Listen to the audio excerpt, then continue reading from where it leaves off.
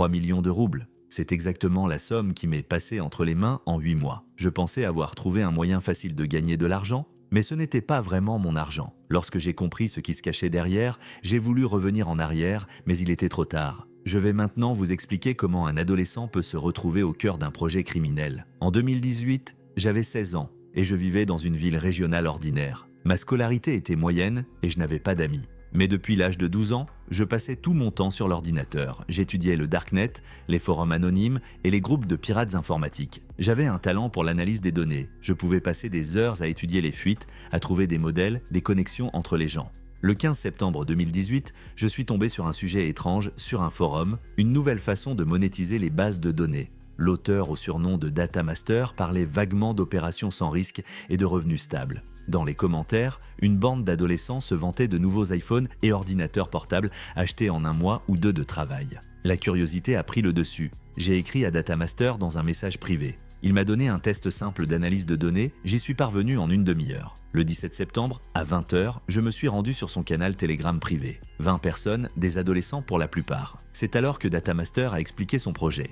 Utiliser les données personnelles contenues dans les bases de données ayant fait l'objet d'une fuite pour accorder des microcrédits sur les passeports d'autres personnes. Vous prenez les coordonnées d'une personne ayant de bons antécédents en matière de crédit, vous vous rendez sur le site web de l'IMF, vous remplissez un formulaire de demande et vous recevez l'argent sur votre carte, explique-t-il calmement. Qu'en est-il de ces personnes ? Quelqu'un a demandé. Ce n'est pas nous qui avons volé les données. La plupart des gens ne s'apercevront même pas de l'existence du prêt pendant des mois. Et lorsqu'ils s'en apercevront, ils considéreront qu'il s'agit d'une fraude et l'argent sera remboursé par l'assurance.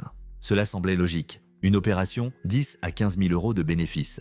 Les plus expérimentés en faisaient 3 ou 4 par semaine. Nous offrons aux nouveaux arrivants un paquet de données de départ gratuit, a déclaré Data Master. Les 3 premières opérations sont sous notre contrôle et les bénéfices sont partagés. Il y a des frais de formation, je suis prêt à essayer, ai-je écrit. Je vous enverrai les instructions et les données de test demain. Nous commencerons par un prêt de 30 000 euros. Je n'ai pas pu dormir cette nuit-là. Pour la première fois, j'avais la possibilité de gagner sérieusement de l'argent grâce à mes compétences. Je me suis senti spécial. Mais ce n'était pas le plus étrange. Le plus étrange, c'est la façon dont j'ai découvert l'existence de ce programme. Ce forum, ce message, c'était comme s'il était entré dans ma vie à la demande. C'était comme si quelqu'un savait qu'un adolescent comme moi allait tomber dans le panneau.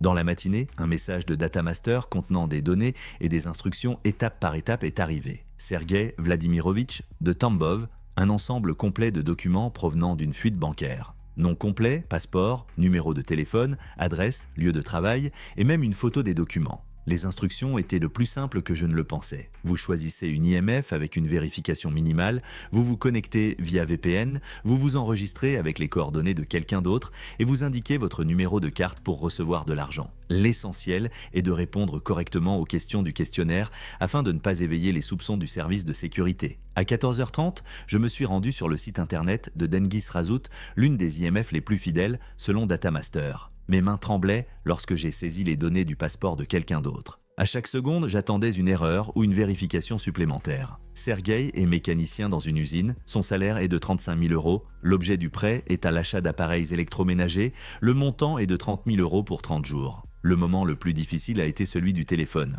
Je devais indiquer le numéro de Sergei mais recevoir des SMS à mon propre numéro. Data Master m'a dit qu'il se chargerait lui-même du transfert mais n'a pas révélé les détails. J'ai postulé, j'ai passé les 4 heures suivantes à attendre nerveusement en vérifiant mon courrier électronique toutes les 10 minutes. J'avais la tête qui tournait. Et si je me faisais prendre ? Et s'il s'agissait d'un divorce ? Et si Sergei décidait soudain de vérifier mes antécédents en matière de crédit ? Quelques jours plus tard, j'ai reçu un SMS qui disait à peu près ceci. Malheureusement, pour le moment, nous ne pouvons pas approuver un prêt de 30 000 roubles.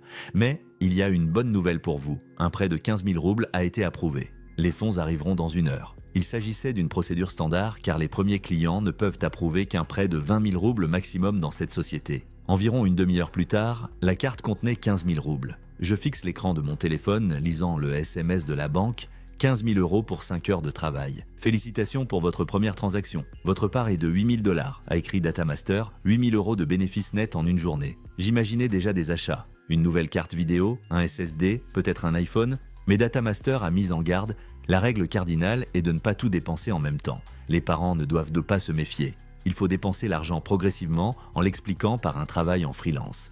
J'ai retiré l'argent et l'ai caché dans un vieux livre à la maison. J'ai dit à mes parents que je travaillais à temps partiel. Je vérifiais des questionnaires pour des enquêtes sociales. Le lendemain, deuxième opération. Une femme de Voronezh, comptable, demande un prêt de 50 000 euros. Une somme importante implique un contrôle approfondi, mais votre part sera de 22 000 euros, prévient Datamaster. Cette femme avait déjà contracté des prêts et les avait remboursés. Elle a donc reçu un prêt de 50 000 euros sans aucun problème. À la fin de la semaine, j'avais 45 000 roubles, soit plus que ce que j'avais vu dans toute ma vie. Parallèlement, Datamaster a enseigné comment travailler avec des bases de données. Il a montré comment rechercher de nouvelles fuites sur le darknet, en vérifier l'authenticité et sélectionner des cibles appropriées. Le plus important est d'analyser. Choisissez des personnes qui vérifient rarement leur historique de crédit. Les cibles idéales sont les employés du budget, les retraités aux revenus modestes, les habitants de petites villes. Il se peut qu'ils ignorent l'existence du prêt pendant des mois, explique-t-il. L'analyse des données a toujours été mon point fort. À la fin du mois de septembre, j'étais en mesure d'effectuer une recherche indépendante dans la base de données, de sélectionner une douzaine de cibles et de vérifier leurs antécédents en matière de crédit par l'intermédiaire de services spéciaux. Tu es un élève compétent? Es-tu prêt à travailler de façon autonome? Demande Datamaster. Bien sûr qu'il l'était. Partager les bénéfices en deux commençait à devenir ennuyeux. Il m'a ajouté au canal fermé Team Datamaster, 15 personnes de différentes villes. Les surnoms sont les mêmes, Cypher, ByteHunter, DataGhost, ShadowCoder. L'atmosphère était amicale, ils partageaient en leur succès, donnèrent des conseils, mettaient en garde contre les IMF dangereuses. Fin octobre, Datamaster a révélé le principal secret, notre équipe n'est aucune partie d'un vaste réseau.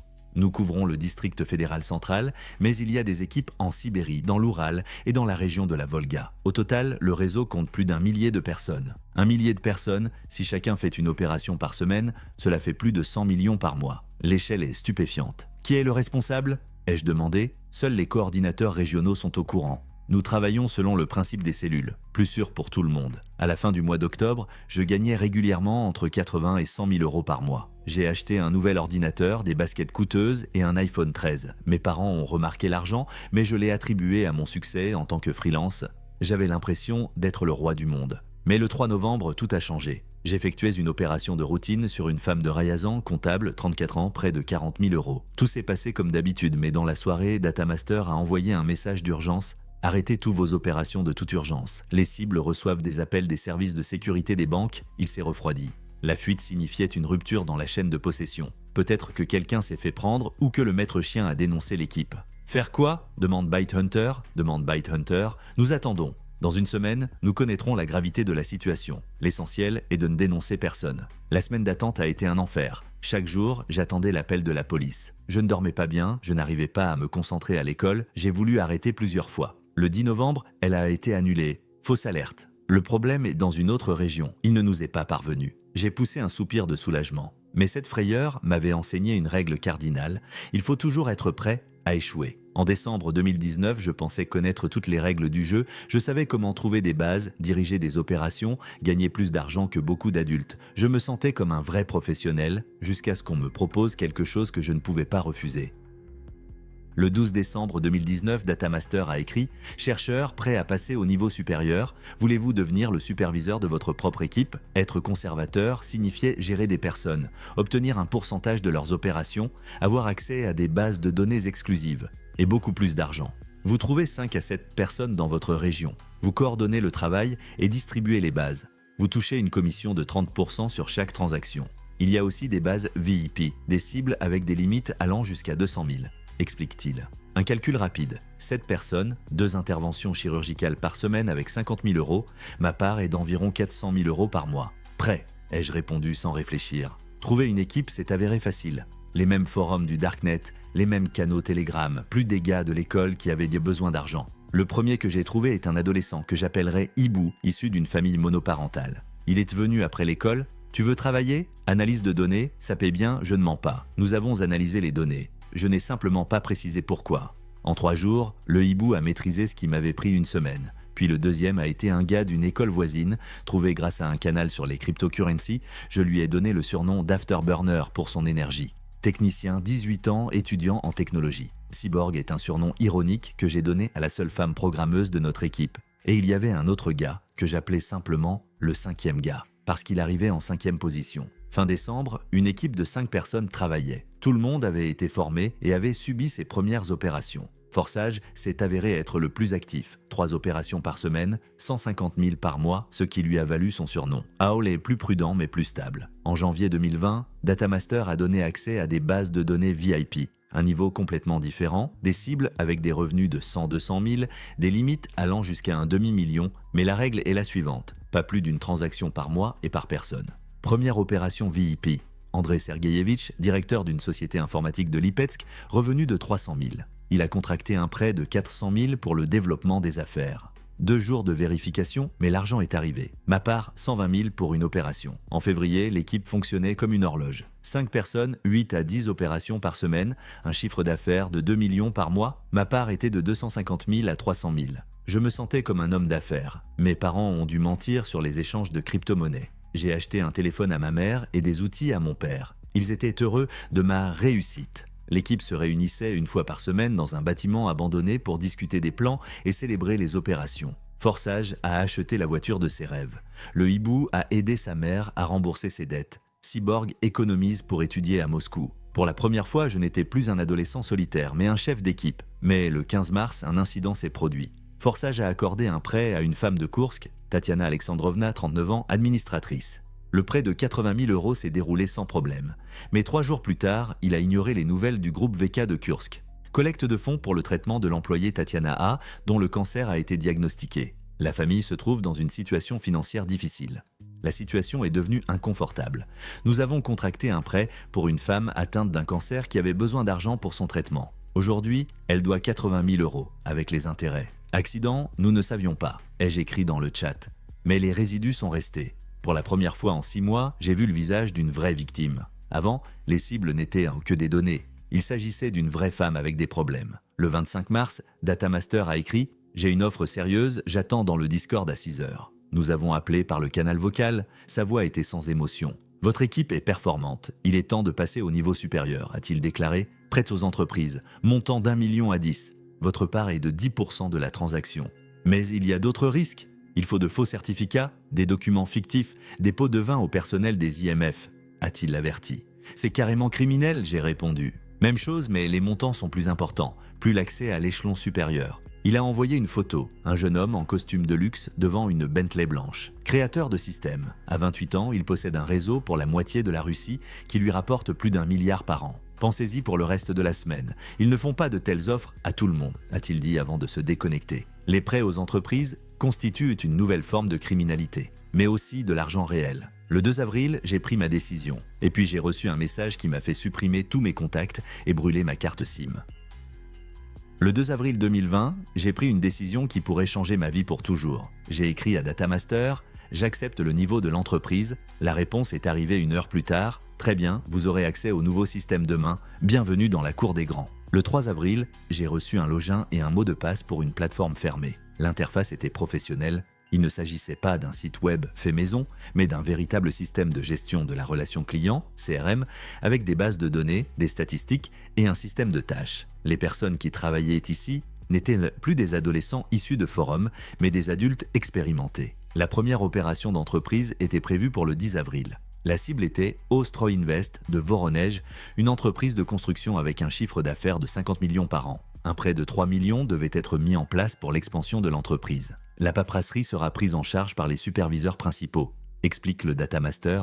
Votre tâche consiste à analyser l'entreprise et à préparer un dossier pour le service de sécurité de l'IMF. J'ai fait des recherches sur Stroinvest pendant 1 semaine. Fondateur, état financier, contrats existants, réputation sur le marché. L'entreprise était réelle, prospère, avec un passé irréprochable, une cible parfaite. Le 8 avril, les documents ont été soumis à Corporate Solutions, une grande IMF spécialisée dans les prêts aux entreprises. Faux certificats de revenus, contrats fictifs, relevés bancaires sur les mouvements de fonds, tout a été fait dans les règles de l'art. Le 12 avril, la demande a été approuvée. 3 millions de roubles. Ma part, 300 000 pour 15 jours de travail. Mais c'est ce jour-là que tout a basculé. Le soir du 12 avril, alors que je fêtais le succès de ma première opération d'entreprise, j'ai reçu un message privé provenant d'un compte inconnu. « Bonjour sourcier, ils savent qui vous êtes. » Le sang s'est figé dans mes veines. Le compte a été créé il y a 1 heure, il n'y a pas d'historique de messages. J'ai immédiatement posté dans le chat de l'équipe « Les gars, est-ce que quelqu'un a reçu des messages étranges ? J'en ai un aussi », a répondu le hibou. Un compte à gauche, moi aussi, a écrit Fast and Furious. L'inconnu a donc contacté chacun d'entre nous personnellement. Mais comment a-t-il obtenu nos contacts? L'inconnu a envoyé un autre message. Demain à 20 h, je vous attends dans Discord. Viens si tu veux rester libre. J'ai immédiatement écrit à Datamaster, mais il n'a pas répondu. J'ai ensuite essayé de contacter les autres conservateurs du système, mais rien. C'est comme s'ils avaient tous disparu en même temps. Le 13 avril à 20 h, nous sommes entrés dans le canal indiqué. Une personne portant le surnom de archiviste nous attendait. « Les gars, j'ai de mauvaises nouvelles pour vous », dit-il d'une voix calme. « Votre réseau a fait l'objet d'une fuite, complètement. » Je l'ai interrompu. « Qui êtes-vous d'ailleurs? Comment connaissez-vous nos contacts? Et pourquoi devrions-nous vous croire ?» ajoute Fast and Furious. « Peut-être travaillez-vous vous-même pour les flics? Ou essayez de divorcer ?» ajoute Cyborg. L'archiviste reste silencieux pendant quelques secondes. Je comprends l'incrédulité, mais j'ai des informations qui prouveront la gravité de la situation. Il a envoyé une capture d'écran au chat, la correspondance de Datamaster avec un conservateur où les détails de nos récentes opérations ont été discutés. Des informations que nous sommes les seuls à connaître. D'où cela vient-il? Demande le hibou. Des archives du FSB. Ils interceptent la correspondance depuis des mois. Qu'est-ce que cela signifie? Demande le jeuneur. Cela signifie que les forces de l'ordre disposent d'une base de données complète sur toutes les personnes impliquées, toutes les correspondances, tous les appels, tous les détails des transactions, y compris vos vrais noms et adresses. Le monde s'est effondré autour de moi. Une base de données complète signifiait que nous avions tous été identifiés, et ils allaient ou bientôt nous rechercher. Mais qui est à l'origine de la fuite? L'un des nôtres? Ai-je demandé. Pire encore, le même créateur de système que l'on vous a présenté comme un exemple de réussite. Il s'avère qu'il travaille avec le FSB depuis 6 mois. Pas question, écrit le technicien, je veux dire, c'est la tête de tout le système. C'est pour cela qu'il a été recruté. Il a été pris en train de faire quelque chose de gros, il a accepté de coopérer en échange de sa liberté. Ce type au costume coûteux dont je meurs d'envie d'en savoir plus. Il s'avère qu'il n'a pas seulement créé le système, mais qu'il a dénoncé tous ceux qui y travaillaient. Vous avez un maximum de 48 heures, poursuit l'archiviste. Ensuite, les arrestations massives commenceront. Mon conseil est le suivant. Disparaissez, supprimez tous les comptes, changez les numéros, débarrassez-vous des preuves. Et vous, qui êtes-vous? Demande le technicien. Et pourquoi m'avertissez-vous? Ancien superviseur de la région Nord-Ouest. J'ai eu de la chance. J'ai appris la fuite avant tout le monde. J'ai un ami au FSB qui a pris le risque de m'avertir. Je transmets l'information par amitié. Et comment savons-nous que ce n'est pas un piège? Demande Cyborg. Vous ne savez pas? Mais regardez les informations demain matin. Les premières arrestations commenceront à Moscou et à Saint-Pétersbourg.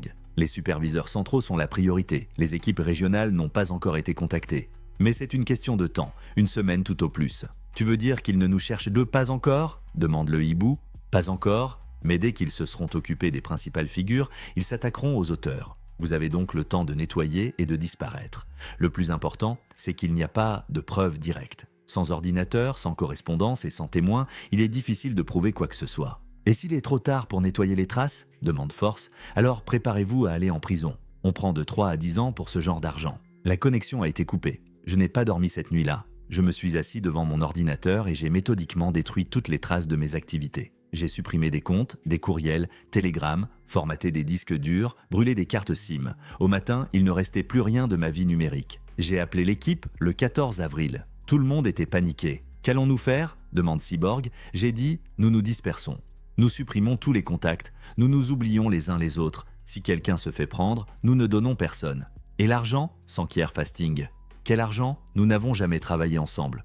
Nous ne nous connaissons même pas. Je suis resté assise à la maison et j'ai attendu. Chaque fois que l'on frappait à la porte, chaque fois que l'on sonnait à l'interphone, mon cœur se brisait, mais les jours passaient et ils ne venaient pas me chercher. Au bout d'une semaine, j'ai compris pourquoi. Par hasard, je suis tombé sur un article sur Internet concernant les victimes des escrocs du microcrédit. Parmi les photos, j'ai vu un visage familier, Tatiana Alexandrovna de Koursk. Il s'agit de la même femme pour laquelle Forsage avait accordé un prêt. Tatiana lutte contre l'oncologie depuis 6 mois, écrivaient les journalistes. Mais il s'est avéré récemment que des prêts d'un montant total de 340 000 roubles avaient été émis en son nom. Les agents de recouvrement exigent le remboursement de la dette sans tenir compte de l'état de santé de la femme. La famille est au bord de la faillite, 340 000. Il s'avère que nous n'avons pas contracté un seul prêt, mais plusieurs. Et maintenant, la mourante doit aux banques de l'argent qu'elle n'a jamais contracté. Plus loin dans l'article, on trouve l'histoire d'autres victimes. Un retraité de Tambov qui a perdu son appartement parce qu'il devait de l'argent sur un prêt qu'il n'avait pas contracté. Une famille de Riazan qui ne peut pas contracter de prêt hypothécaire parce que ses antécédents en matière de crédit sont ruinés par nos opérations. Une jeune mère de famille qui a été licenciée de son travail à la suite d'appels de sociétés de recouvrement. En lisant ces histoires, je me suis rendu compte que chaque chiffre figurant dans nos rapports représentait la vie gâchée de quelqu'un. Chaque opération réussie signifiait qu'une personne ordinaire recevait des problèmes qu'elle ne méritait pas. En 8 mois de travail, 3 millions de roubles sont passés entre mes mains. Mais je les ai gagnés grâce aux larmes et à la souffrance de centaines de personnes qui ne le savaient même pas. En mai 2020, la plupart des membres du réseau avaient été arrêtés. Mais nous sommes restés intacts. Le créateur du réseau ne disposait pas d'informations complètes sur les équipes régionales. J'ai peut-être eu de la chance, ou peut-être que l'une des personnes arrêtées m'a couvert en ne me livrant pas à l'interrogatoire, mais je n'en pouvais plus. Aujourd'hui, près de 2 ans plus tard, je me rends compte de l'essentiel. Il n'y a pas d'argent facile sur l'Internet. Si l'on vous propose de devenir riche rapidement en utilisant les données d'autres personnes, cela signifie toujours que quelqu'un sera blessé. Et tôt ou tard, vous en souffrirez vous-même. Les 3 millions qui sont passés entre mes mains m'ont coûté le sommeil, la paix et l'humanité. Je suis passé d'un adolescent curieux à un criminel qui a détruit des vies pour de l'argent. Et le pire, c'est que je l'ai fait consciemment. Après l'histoire avec Tatiana, j'ai réalisé que je faisais du mal aux gens. Mais j'ai continué parce que l'argent semblait plus important que la souffrance des autres. L'histoire de Seeker a suscité plus de 500 commentaires. Certains ont raconté des histoires similaires d'adolescents entraînés dans des systèmes de microcrédit, tandis que d'autres se sont demandé où se situe la limite entre une victime des circonstances et un criminel délibéré. L'histoire de Tatiana Alexandrovna de Koursk a suscité un nombre particulièrement élevé de réponses. Plusieurs utilisateurs ont écrit qu'ils avaient reconnu dans la description leurs connaissances qui avaient été victimes de stratagèmes similaires. Et le plus inquiétant, c'est que ces histoires sont de plus en plus nombreuses. Le Darknet regorge d'offres d'argent facile pour les adolescents et vous ne pouvez vérifier la véracité des promesses que si vous essayez. Si vous avez trouvé cette vidéo utile, veuillez vous abonner à la chaîne et lui donner un like. Cela contribue à la promotion et vous donne l'occasion de publier d'autres documents de ce type. Prenez soin de vous et de vos proches. Comme toujours, votre Monsieur Dark Web. «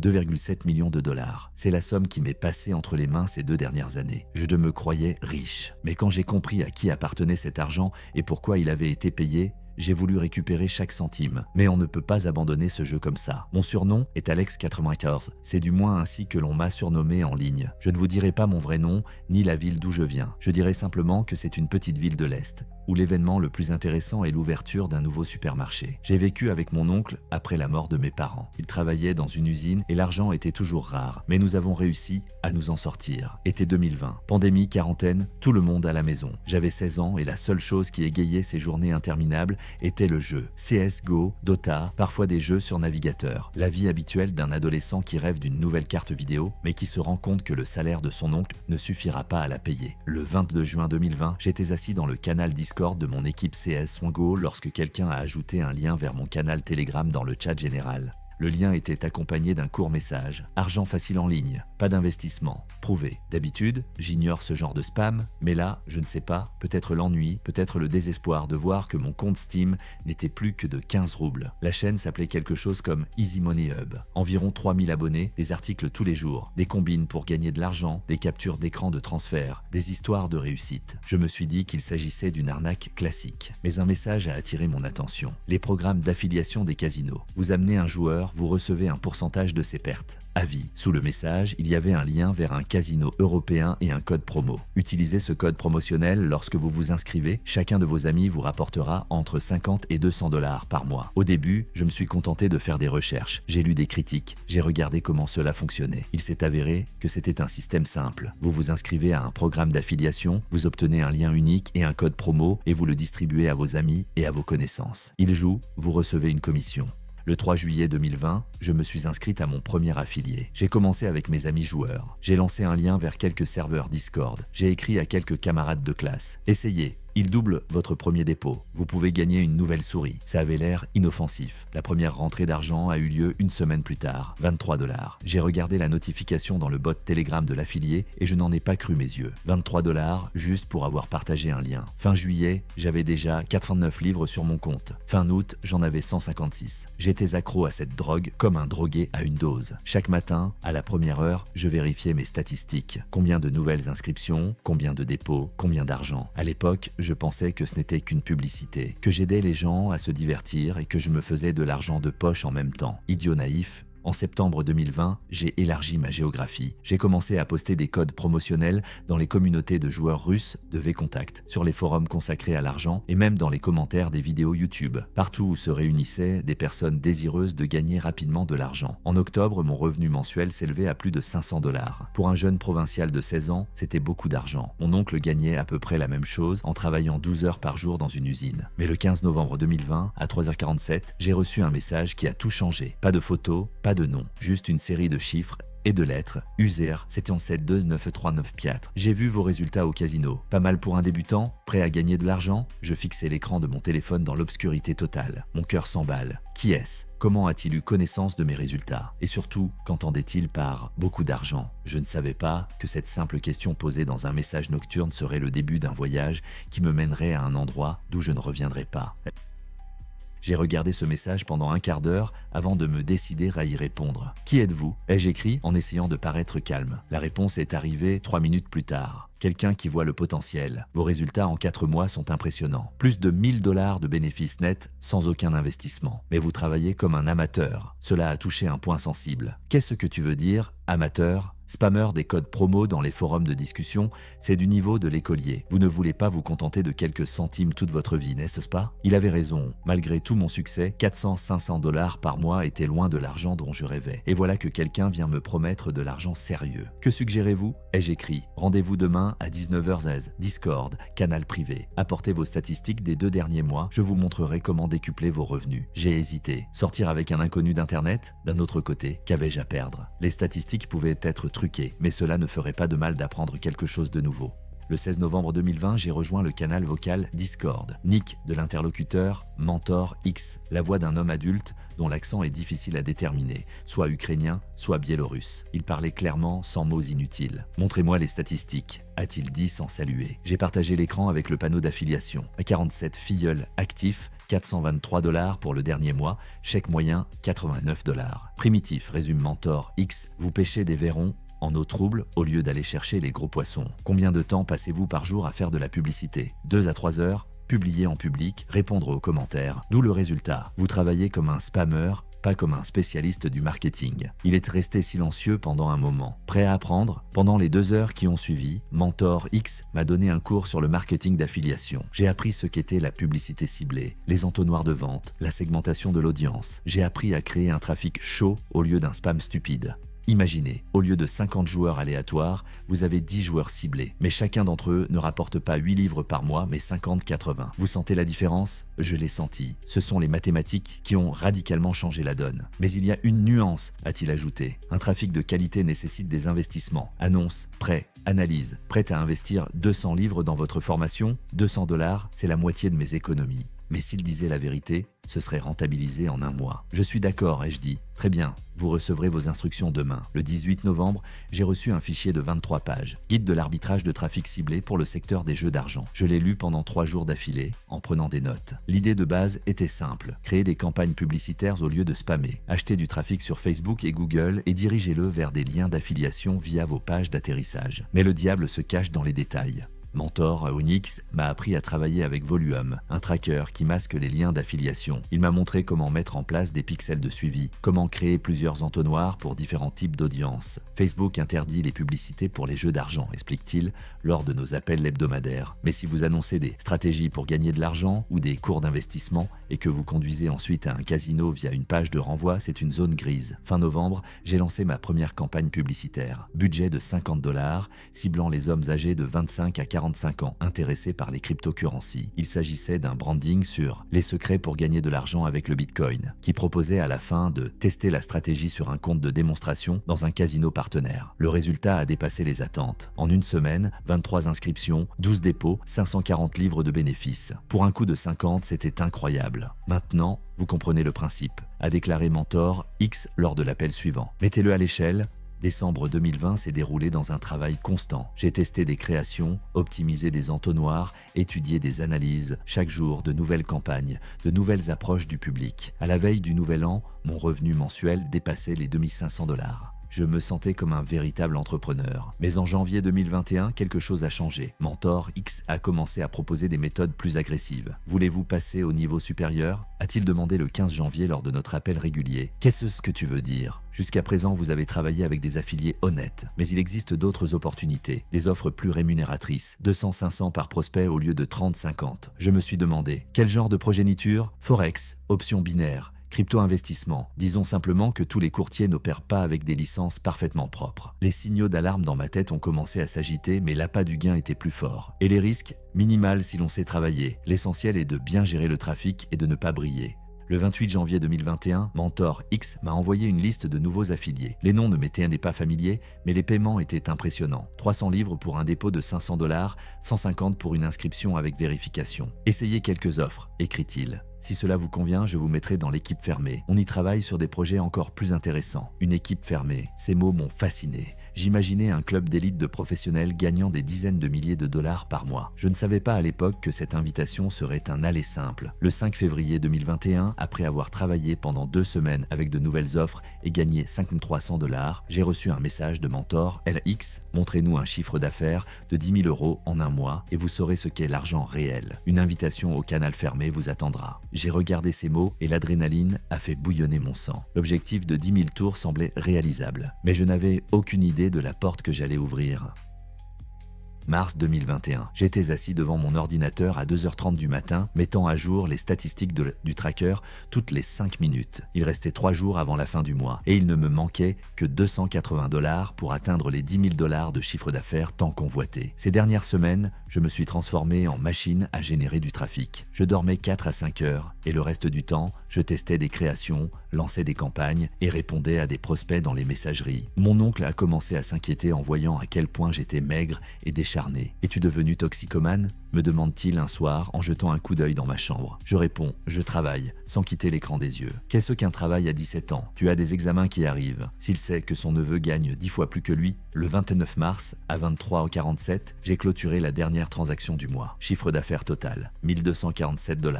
J'ai fait une capture d'écran des statistiques et je l'ai envoyé à Mentor X. La réponse est arrivée 1 heure plus tard. Pas mal. Vous recevrez un lien vers le canal privé demain à 20h. Bienvenue dans la Ligue professionnelle. 30 mars 2021, canal Telegram avec le nom Inner Circle Pro. 47 participants, tous avec des surnoms sans photo. Les messages sont supprimés automatiquement toutes les 24 heures. La première chose que j'ai vue, c'est une punaise avec les règles. 1. Aucune information personnelle. 2. Pas de capture d'écran de la correspondance. 3. Discussion dans le canal uniquement. 4. L'infraction équivaut à un bannissement à vie. L'administrateur de la chaîne, coordinateur 0 TT Podoronico, m'a écrit par courrier. Nouveau, le mentor parlant bien de vos résultats. C'est une autre façon de travailler ici. Ce ne sont pas des affiliés pour les écoliers, mais des affaires sérieuses. Prêt à rencontrer l'équipe ? Les jours suivants, je me suis contenté de lire la correspondance dans le canal en essayant de comprendre ce qu'il faisait ici. Il parlait de campagne, de livraison de trafic, d'entonnoirs blancs et gris. Les montants mentionnés étaient très différents, des dizaines et des centaines de milliers de dollars. Les membres de la chaîne n'étaient présentés que par leur rôle. Traffic Master, Creative, Analytics Pro. Je me suis rendu compte que j'avais rejoint une équipe où chacun était responsable de son propre domaine de travail. Le 3 avril, coordinateur K0 m'a proposé ma première mission. Besoin d'un test du nouvel entonnoir. Courtier Forex, segment premium. 500 $ pour l'inscription avec un dépôt de 1000 ou plus. Pouvez-vous nous apporter 20 leads en une semaine ? 500 $ par lead, c'était beaucoup d'argent par rapport à ce que je faisais auparavant. Mais les exigences en matière de trafic étaient également différentes. Il ne s'agissait pas d'étudiants ayant de l'argent de poche, mais de personnes ayant de sérieuses économies. Quelles sont les exigences en matière d'audience ? ai-je demandé. Homme de 35 à 55 ans, revenu à partir de 5000 livres par mois, intérêt pour les investissements. Géographie, USA, Allemagne, Australie. L'atterrissage est prêt, vous avez juste besoin de générer du trafic. Il m'a envoyé un lien vers un site web. Il avait l'air professionnel, pas de titre criard sur la façon de s'enrichir rapidement. Une conception solide, des témoignages de clients satisfaits, des certificats délivrés par l'autorité de régulation. À première vue, il s'agissait d'un projet d'investissement parfaitement légal, mais quelque chose n'allait pas. Tout était trop parfait. Le courtier est-il réel? Ai-je demandé. Bien sûr, la licence est là, l'argent est retiré. C'est juste que les conditions commerciales ne sont pas les plus favorables pour les clients. Je n'ai pas creusé davantage. La somme de 10 000 $ pour une semaine de travail l'emportait sur tous les doutes. La campagne a été lancée le 5 avril. Ciblant le public américain via Facebook, la création portait sur les stratégies des millionnaires en temps de crise. Le taux de conversion a été excellent. Une audience chère a volontiers cliqué sur une publicité de qualité. J'ai obtenu 23 clients potentiels en une semaine. J'ai gagné 11 500 $. Je n'avais jamais vu autant d'argent de ma vie. Impressionnant, m'a écrit Coordinator 0. Prêt pour un partenariat permanent? Les mois suivants se sont déroulés dans le flou le plus total. Chaque semaine, de nouveaux entonnoirs, de nouveaux courtiers, de nouveaux projets. J'ai travaillé avec des plateformes cryptographiques, des options binaires, des fonds d'investissement à haut risque. Les noms des sociétés changeaient, mais le schéma était le même. Attirer les gens avec de belles promesses et leur faire un gros dépôt. Coordinator 0 m'a progressivement mis au courant. Il s'est avéré que l'équipe ne travaille pas seulement avec des courtiers douteux, mais qu'elle crée également ses propres projets. Tu vois ce ruban? M'a-t-il montré en mai. Nous l'avons fait en 3 jours. Le courtier n'existe pas, mais le site est convaincant. Nous clôturerons le projet dans un mois et en lancerons un autre. Et l'argent des clients? Qu'en est-il de l'argent? Ils ont investi dans un actif à haut risque. Les risques étaient précisés dans le contrat. J'ai commencé à réaliser que je ne travaillais pas avec le marketing d'affiliation, mais avec quelque chose de plus sombre. Mais l'argent était trop beau pour que je m'arrête. À l'été 2021, mes revenus mensuels atteignaient 25 000 $. J'ai acheté une nouvelle voiture à mon oncle en lui disant que j'avais gagné à la loterie. J'ai loué un appartement séparé, soi-disant pour étudier. Mais je ne pouvais pas vivre en paix. Les visages des personnes figurant dans les campagnes publicitaires me revenaient sans cesse à l'esprit. Des retraités qui plaçaient leurs économies dans des investissements sûrs. Des travailleurs qui rêvaient d'offrir un avenir à leurs enfants. Le 15 août 2021, tout a changé. Coordinator 0 a écrit une annonce dans le canal Moving to a New Level, offres exclusives, accès au trafic premium, paiement à partir de 1000 $ par lead. J'avais déjà appris à comprendre les euphémismes de l'équipe. Nouveau niveau signifiait des projets encore plus douteux. L'expression trafic premium désignait les personnes disposant de sommes d'argent très importantes. Mais il y a une condition, a-t-il ajouté. Travailler uniquement par l'intermédiaire de nos serveurs. Confidentialité totale. J'ai reçu des instructions sur la manière de mettre en place un VPN et une connexion cryptée à leur système. Les fichiers à télécharger se trouvaient dans un espace de stockage en nuage avec un mot de passe de 20 caractères. Lorsque je me suis connecté à leur système, j'ai vu un tableau de bord qui m'a laissé pantois. Des centaines de campagnes, des dizaines de pays, des millions de dollars de chiffre d'affaires. Il ne s'agissait pas d'une équipe d'indépendants, mais d'une véritable entreprise. Mais le plus étrange se trouvait dans la section finance. Les montants des revenus ne coïncidaient pas avec les paiements des affiliés. L'argent provenait non seulement des courtiers, mais aussi de certains fournisseurs externes. J'ai ouvert un des dossiers de rapport et j'ai vu une ligne qui m'a glacé le sang dans les veines. Traitement des transactions, échange de crypto-monnaies, système de paiement, virement bancaire, frais de légalisation, 15%. Légalisation. En examinant ce dossier, je me suis progressivement rendu compte que je faisais partie de la mauvaise équipe d'affiliation. J'ai fait partie de la machine à blanchir l'argent.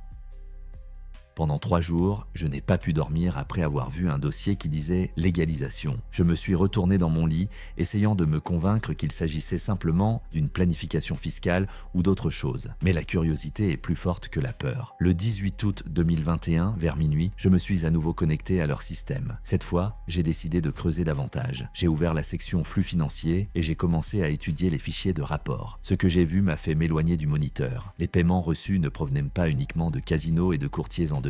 La majeure partie de l'argent provenait d'organisations portant des noms tels que Consulting Group, Investment Solution NK, Digital Services Pro. Les sommes étaient astronomiques, des centaines de milliers de dollars à la fois. Dans la colonne « Objet du paiement », c'était partout la même chose, service de marketing internet. Mais le pire se trouvait dans un autre fichier, Trafic source PXLSX. Il était écrit noir sur blanc d'où venait réellement l'argent. Supplié 01 Pharmaceutical Products South America. Supplier 015 Specialty Goods Eastern Europe. Fournisseur 029, instruments financiers, Afrique. Je n'étais pas idiot. Les produits pharmaceutiques en provenance d'Amérique du Sud sont des médicaments. Notre équipe a transformé cet argent sale en argent propre en le faisant passer par des campagnes publicitaires légitimes et des programmes d'affiliation. Le système était ingénieusement simple. Les organisations criminelles nous achetaient des services publicitaires pour des millions de dollars. Nous leur montrions des rapports sur les campagnes prétendument menées et l'argent apparaissait comme des bénéfices légitimes du marketing sur Internet. Une partie des fonds a été affectée à de vraies publicités, ce qui a permis de créer une couverture plausible. Mais la majeure partie des fonds a simplement transité par des transactions fictives, ce qui a modifié l'origine des fonds. Et je faisais partie de cette machine. Chaque piste que j'ai eue, chaque campagne que j'ai menée a contribué à blanchir l'argent du trafic de drogue et d'armes. 2,7 millions de dollars. C'est la somme qui a transité sur mes comptes en 1 an et demi de travail. Je pensais gagner de l'argent en faisant de la publicité pour des casinos, mais en réalité, je servais un réseau international de blanchiment d'argent. La nausée me prend à la gorge. Je me suis souvenu de tous ces gens de mes campagnes publicitaires. Des retraités qui avaient investi leurs dernières économies. Des travailleurs qui rêvaient d'une vie meilleure. Ils ne faisaient pas que perdre de l'argent dans des investissements douteux. Ils faisaient partie d'un système criminel. Et moi, je n'avais que 17 ans quand tout a commencé. Je ne savais pas, mais le fait de savoir n'a pas rendu les choses plus faciles. Le lendemain, j'ai pris une décision. Pas d'explication dramatique, pas de menaces ni d'exigences. Il a simplement cessé de répondre dans les salons de discussion. J'ai supprimé tous les comptes associés à l'équipe, nettoyé l'ordinateur, réinstallé le système. Coordinator 0 m'a envoyé un SMS pendant 1 semaine supplémentaire. Où es-tu? Il y a des projets urgents. Puis, nous avons des questions à te poser, puis des menaces. Tu en sais trop pour disparaître. Mais je n'ai pas répondu. Au bout d'1 mois, les messages ont cessé. J'ai repris une vie normale. J'ai terminé l'école, je suis allé à l'université pour étudier le marketing. Mon oncle pense que j'ai simplement cessé d'être fasciné par l'idée de gagner de l'argent sur l'Internet. Cela fait maintenant 2 ans. Parfois, le soir, allongé dans mon lit, je surveille les nouvelles concernant les arrestations de cybercriminels, craignant d'y voir des surnoms familiers. Jusqu'à présent, tout est calme. L'équipe s'est peut-être séparée, peut-être qu'elle s'est reformatée, ou peut-être qu'elle continue sans moi. Je pense souvent aux personnes qui ont perdu de l'argent à cause de mes campagnes, les familles qui se sont retrouvées sans économie, les personnes âgées que j'ai trompées avec de belles promesses. J'ai dépensé l'argent que j'ai gagné pour étudier et aider mon oncle. Je me suis dit qu'au moins, de cette façon, je pouvais me racheter partiellement. Mais la nuit, je rêve encore de ces bannières publicitaires, de ces visages heureux, des fausses critiques, de ces sommes dans des fichiers Excel. Pourquoi est-ce que je raconte cette histoire? Parce que l'Internet est rempli de gens comme moi. On leur propose de l'argent facile ou des emplois de rêve. La plupart de ces offres sont des pièges. Et lorsqu'on se rend compte de ce qui nous attend, il est beaucoup plus difficile d'en sortir. J'ai eu de la chance. J'étais mineur, je ne savais pas ce qui se passait vraiment. Et j'ai eu le bon sens de m'enfuir à temps. Mais les 2,7 millions de dollars sales qui sont passés entre mes mains ne sont allés nulle part. Quelque part en ce moment même, cet argent continue de travailler. Il achète de nouvelles cargaisons de drogue, de nouvelles armes, il finance de nouveaux crimes. Et une partie de cette culpabilité restera en moi pour toujours. Si quelqu'un qui lit ceci se reconnaît dans mon histoire, arrêtez-vous avant qu'il ne soit trop tard, car l'argent facile n'existe pas. Pour chaque dollar, quelqu'un paie un prix réel. L'article d'Alex94 a suscité plus de 300 commentaires de la part des utilisateurs du Dark Corner. Dans les premiers jours de sa publication, certains ont raconté des histoires similaires sur des cas où ils sont tombés accidentellement dans des systèmes gris. D'autres ont débattu de la question de savoir si un mineur peut être coupable de crimes commis par des adultes. Alex94 lui-même apparaît parfois dans les commentaires, répondant en un mot aux questions posées, mais sans donner plus de détails. Peut-être a-t-il déjà dit tout ce qu'il voulait dire. Ce qui m'a frappé dans cette histoire, ce ne sont pas les détails techniques. La plupart des stratagèmes décrits sont connus des experts en cybersécurité. Ce qui m'a frappé, c'est la transformation d'un adolescent ordinaire qui rêvait d'une nouvelle carte vidéo en un maillon d'une machine internationale de blanchiment d'argent. Et le plus effrayant, c'est qu'il ne sait toujours pas si ses anciens partenaires blanchissent encore des millions ou s'ils sont déjà derrière les barreaux. Si vous aimez cette vidéo, abonnez-vous à la chaîne et aimez-la. Cela nous aide à promouvoir et à publier de telles vidéos. Nous vous remercions. Comme toujours, Monsieur Dark Web.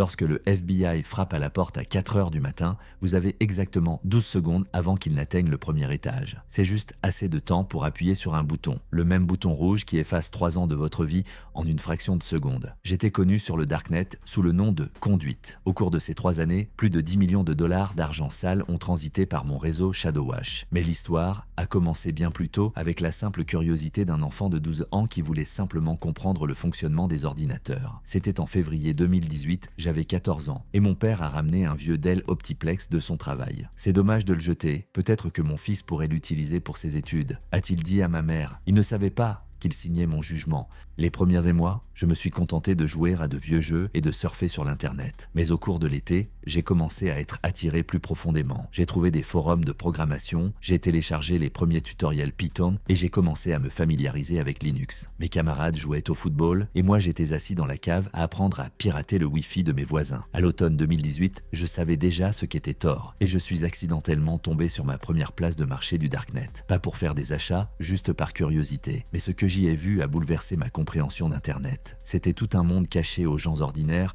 un monde où les gens échangeaient tout ce qui est imaginable et restait complètement anonyme. Le matin du 22 février 2019, j'ai fait mon premier vrai hack. La cible était la base de données d'un atelier de réparation automobile local, rien de sérieux, je voulais juste voir si cela fonctionnerait. Je l'ai fait en 40 minutes. J'ai téléchargé tous leurs fichiers, je les ai parcourus, puis je les ai simplement supprimés de moi-même. À l'époque, je ne savais pas quoi faire des informations volées.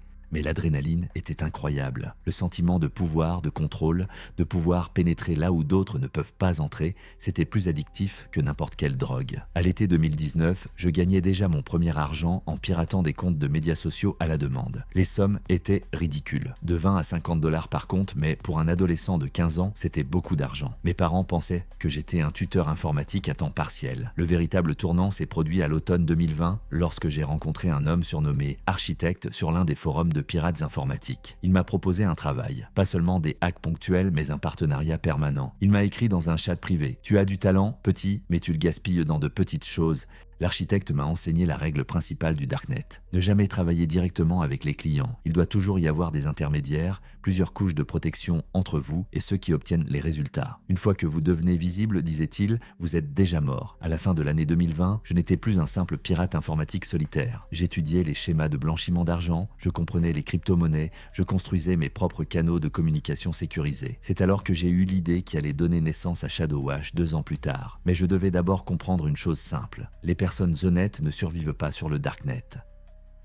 L'honnêteté sur le Darknet est un luxe que l'on ne peut pas se permettre. J'en ai pris conscience le 12 janvier 2021, lorsque j'ai trahi un homme pour la première fois. Il s'appelait CryptoKing et a été mon premier véritable partenaire après Architecte. Nous nous sommes rencontrés sur un forum où il cherchait un hacker pour pirater le système de paiement d'un petit casino en ligne. Le montant était élevé, 15 000 dollars pour le travail, plus 10% des biens volés. Le piratage m'a pris 3 semaines. Le casino utilisait une version obsolète du système de paiement avec une faille de sécurité dont j'avais appris l'existence par Architecte. Début février, nous avions 340 000 dollars en bitcoin dans un portefeuille partagé. Tout se passait comme prévu jusqu'à ce que CryptoKing propose une légère modification des conditions générales. « Écoute, petit », m'écrit-il le 8 février dans un chat crypté. « Et si on ne s'arrête pas? J'ai des contacts dans 3 autres casinos. Nous pourrions mettre en place un système permanent. » L'idée était tentante, mais quelque chose me rendait méfiant. CryptoKing était trop prompt à proposer l'expansion de l'opération, trop facile à prendre des risques. L'architecte disait toujours, quand un partenaire devient trop gourmand, il est temps de s'en débarrasser. J'ai commencé à chercher des informations sur CryptoKing auprès de personnes que je connais sur des forums. Ce que j'ai découvert m'a glacé le sang. Il s'est avéré qu'il y a 3 mois, il avait travaillé avec un couple de hackers allemands sur un projet similaire. L'opération a échoué, les Allemands ont été arrêtés et CryptoKing a disparu avec tout l'argent. Le 17 février 2021, j'ai pris une décision qui m'a changé à jamais. Au lieu de rompre le partenariat, j'ai fait ce que tout survivant du Darknet ferait. J'ai frappé le premier, j'ai transféré tout l'argent de notre portefeuille,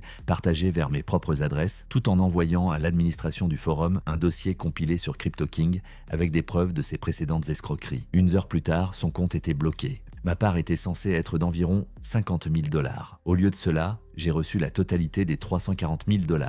Je me suis justifié en disant qu'il s'apprêtait à m'arnaquer, mais la vérité est plus simple. J'ai tout simplement préféré l'argent au principe. Cet argent est devenu le capital de départ de Shadowwash. Au printemps 2021, j'ai commencé à m'intéresser au marché du blanchiment de crypto-monnaies. La plupart des services fonctionnaient sur le même principe. Des mixeurs technologiques qui mélangeaient les bitcoins entre des milliers d'adresses, rendant les transactions intraçables. Mais ils avaient tous un problème. Ils laissaient des empreintes numériques. Les forces de l'ordre sont devenues de plus en plus intelligentes dans l'analyse de la blockchain. Chaque mois, de grands mixeurs sont fermés, des administrateurs sont arrêtés et des millions sont confisqués. J'avais besoin d'une approche fondamentalement différente. L'idée m'est venue le 23 juin 2021, alors que je lisais les nouvelles concernant une nouvelle fermeture de Bitcoin Fog, l'un des plus anciens mixeurs du Darknet. La police a retracé les transactions grâce à des algorithmes sophistiqués d'analyse de la blockchain. Et si nous éliminions complètement la technologie de l'équation, me suis-je dit, au lieu de mélangeurs automatiques, des personnes en chair et en os, au lieu d'algorithmes complexes, de simples chaînes humaines. Le client envoie des bitcoins,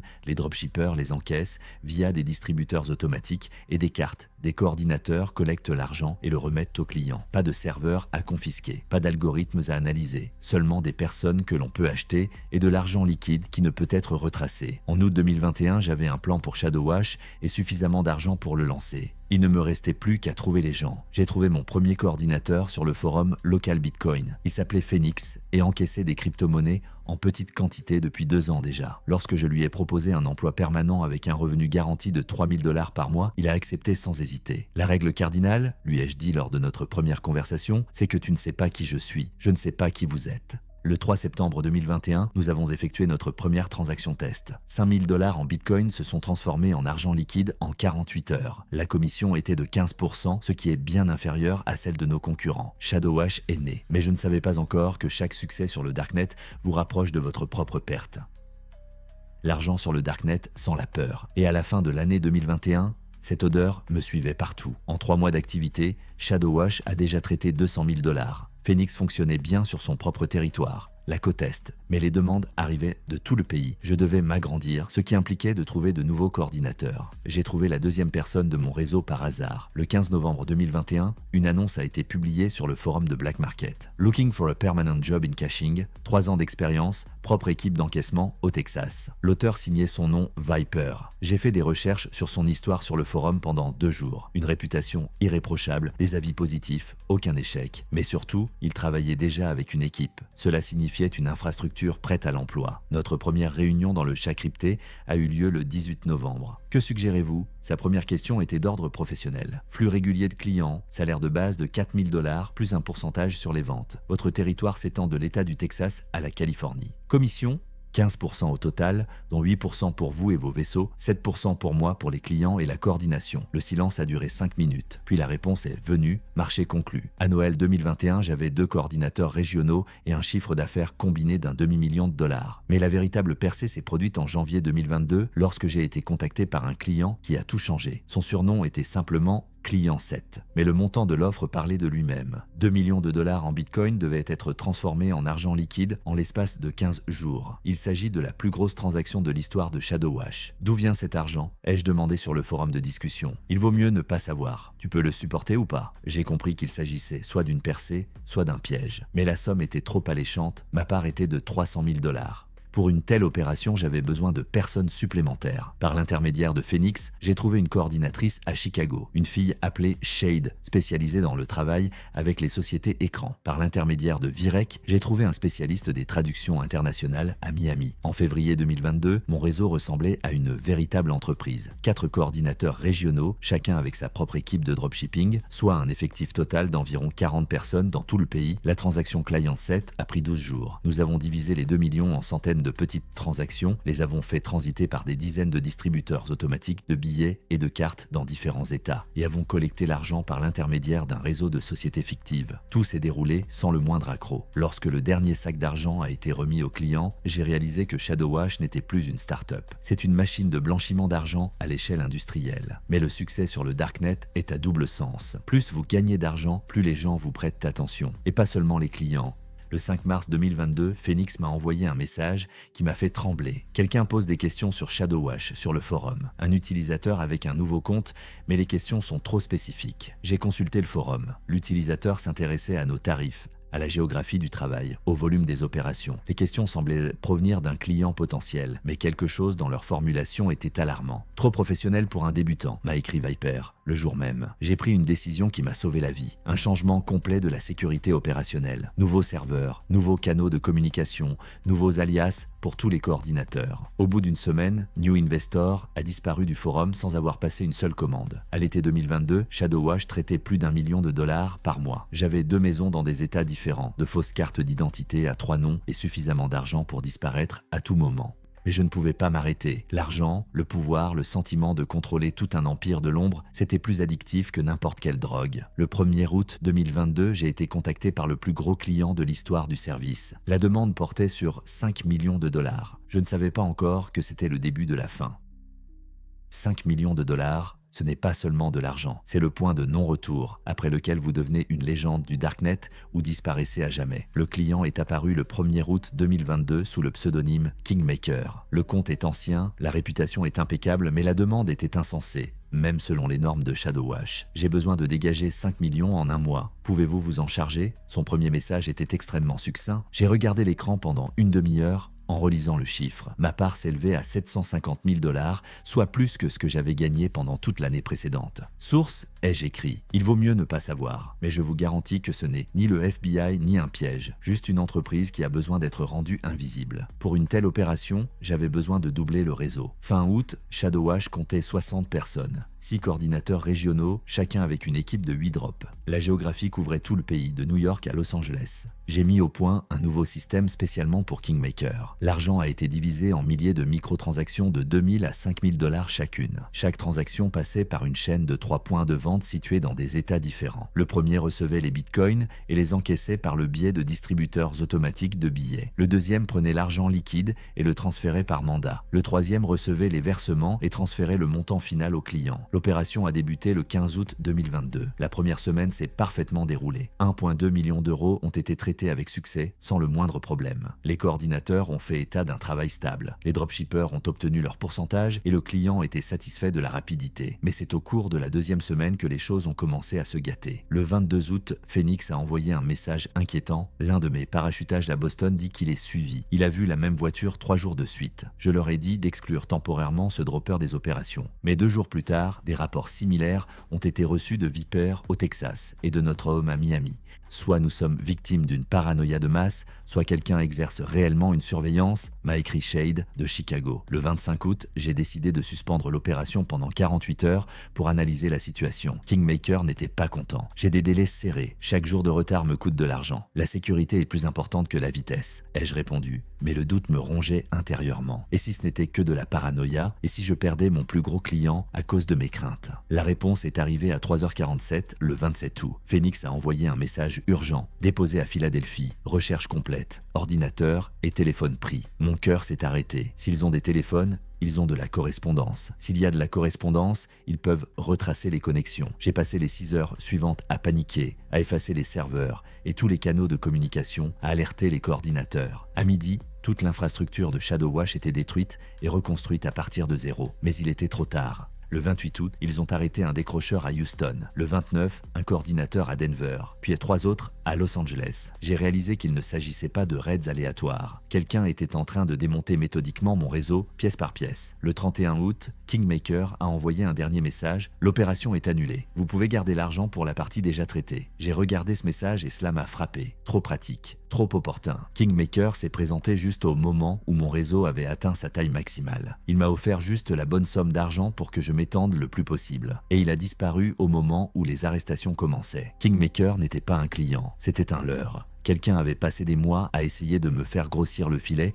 jusqu'à ce qu'il puisse être couvert efficacement. J'ai utilisé ma cupidité contre moi-même. Le 1er septembre 2022, j'ai pris la décision la plus difficile de ma vie, fermer Shadowwash. J'ai envoyé le même message à tous les coordinateurs restants. Opération terminée définitivement. Détruisez toutes les traces, changez d'identité, disparaissez. J'ai ensuite effacé tous les serveurs, détruit tous les portefeuilles et supprimé tous les comptes. ShadowWash a traité plus de 12 millions de dollars en 2 ans. Ma part s'élevait à près de 2 millions de dollars. Mais le prix était trop élevé. La moitié de mes collaborateurs étaient en prison et j'étais traqué par les meilleurs analystes du monde. Le 3 septembre, j'ai quitté ma maison pour la dernière fois, sachant que Conduit était mort. Je devais maintenant apprendre à vivre avec un nouveau nom dans un nouveau monde. Mais les chasseurs étaient déjà sur mes traces et il ne me restait plus beaucoup de temps. «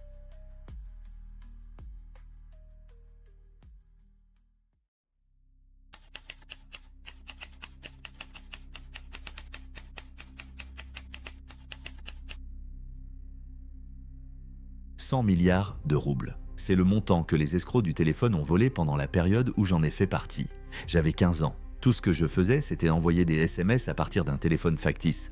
30 000 € par semaine. C'est plusieurs fois le salaire de mes professeurs. Vous auriez fait la même chose, je pensais avoir trouvé l'emploi à temps partiel idéal, jusqu'à ce que je réalise dans quoi je m'étais embarqué. Je vis dans un centre régional avec une population d'environ 400 000 habitants. Une famille ordinaire, mon père travaille dans une société de gestion, ma mère est comptable dans une polyclinique. Classe moyenne, rien de spécial. Un appartement de 3 chambres dans un quartier résidentiel, une vieille voiture étrangère, des vacances à la mer une fois par an. Tout a changé le 14 avril 2024. Ce jour-là, j'étais assis à la maison et je naviguais sur Telegram. Je me préparais pour un test d'algèbre, mais j'étais plus intéressé par mon téléphone. Dans l'une des chaînes consacrées au gain, j'ai vu un message « J'ai besoin d'un opérateur pour envoyer des SMS, à distance. Salaire, jusqu'à 200 000 par mois. L'expérience n'est pas nécessaire.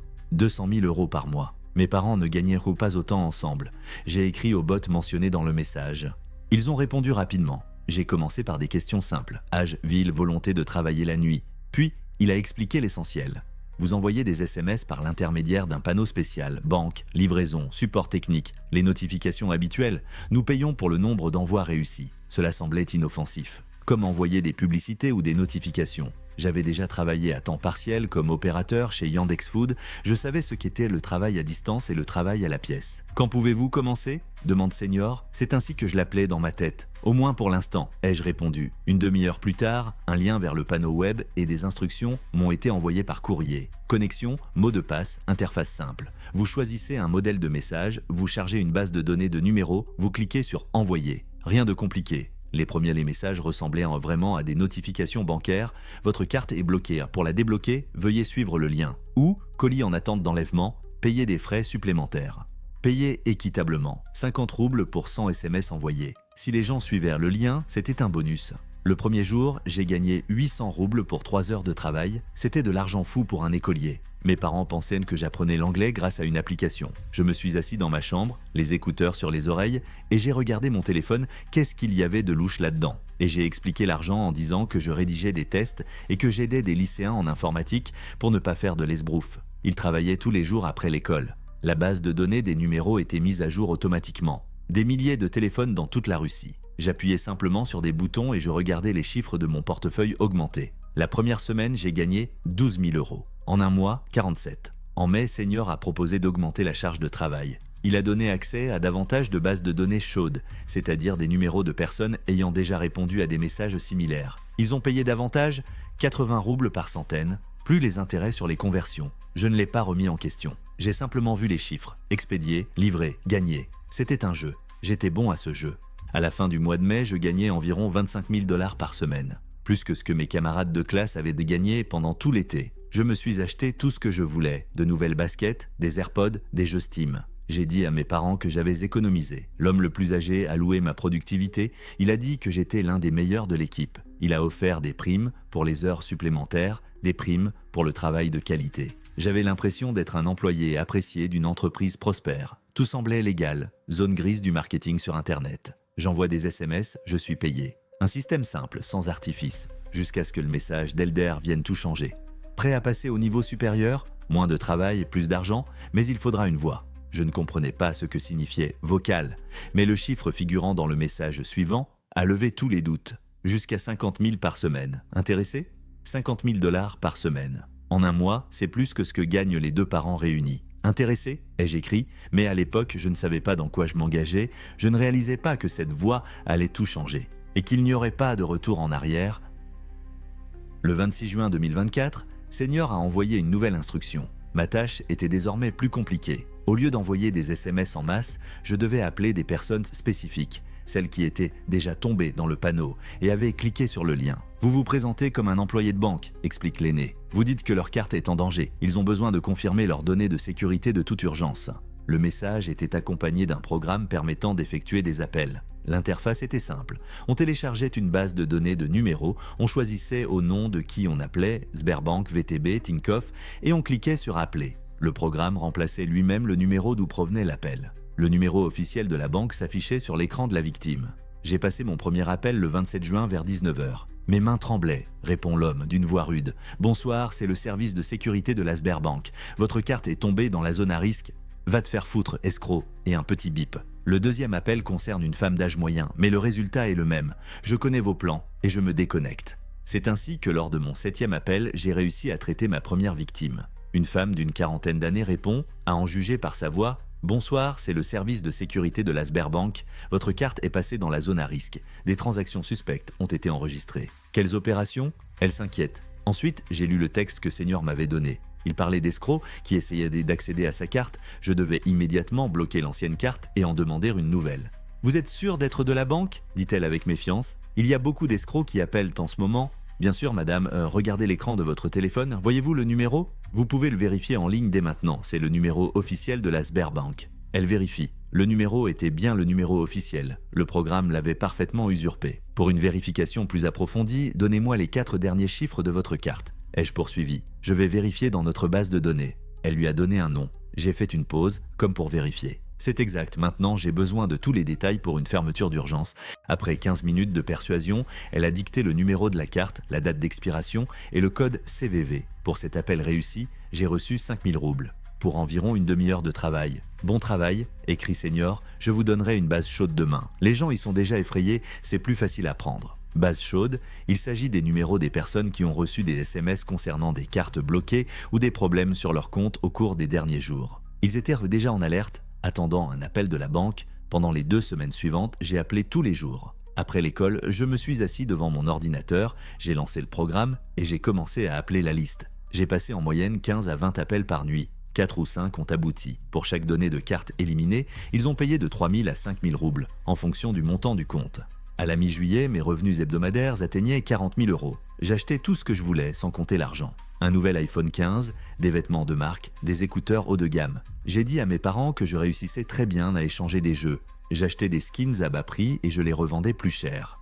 Mais surtout, j'ai eu l'impression d'être un professionnel. Le responsable m'envoyait régulièrement des mises à jour, nouveaux scripts pour les conversations, nouvelles bases, programmes d'usurpation améliorés. J'ai étudié la psychologie des gens, apprenant à susciter les bonnes émotions, la peur, l'urgence, la confiance. L'essentiel est de créer un sentiment de catastrophe, a enseigné Monsieur Senior. Les personnes paniquées ne réfléchissent pas de manière logique. Ils veulent simplement que le problème disparaisse. Et ça a marché. Cela a fonctionné. À la fin du mois de juillet, Senior a proposé une autre amélioration. Désormais, je ne me contentais plus d'obtenir des données sur les cartes, mais j'aidais les gens à protéger leur argent. Transférer tous les fonds sur un compte sécurisé, ai-je dit aux victimes. Il s'agit d'une mesure temporaire. Une fois que nous aurons bloqué les escrocs, nous récupérerons l'argent. Le score sûr, bien sûr, est revenu à notre équipe. Le 3 août 2024 a été ma journée la plus réussie. J'ai traité 18 personnes en une soirée. 11 ont donné les détails de leur carte, 6 ont accepté de transférer de l'argent sur un compte sécurisé. Ma part s'élevait à 84 000 $. 84 000 roubles pour 4 heures de travail. J'avais l'impression d'être le roi du monde. J'achetais des cadeaux pour mes amis, j'emmenais les filles dans des restaurants coûteux, je louais un appartement pour les fêtes. À 15 ans, j'avais la vie d'un adulte accompli. L'homme plus âgé a fait l'éloge de mes résultats. Il m'a dit qu'il envisageait de me promouvoir en tant que coordinateur des nouveaux arrivants. Il m'a promis un pourcentage sur leurs revenus ainsi que des primes de formation. Je nageais dans le succès et l'argent. Je ne pensais pas à ce qui arrivait aux gens après nos appels. Ils n'étaient que des voix au téléphone, des sources de chiffres sur l'écran. Jusqu'à ce que, le 15 septembre 2024, je passe un coup de fil qui va tout changer. Je rêve encore de cette voix la nuit. 15 septembre 2024, lundi. Je me souviens de ce jour dans les moindres détails.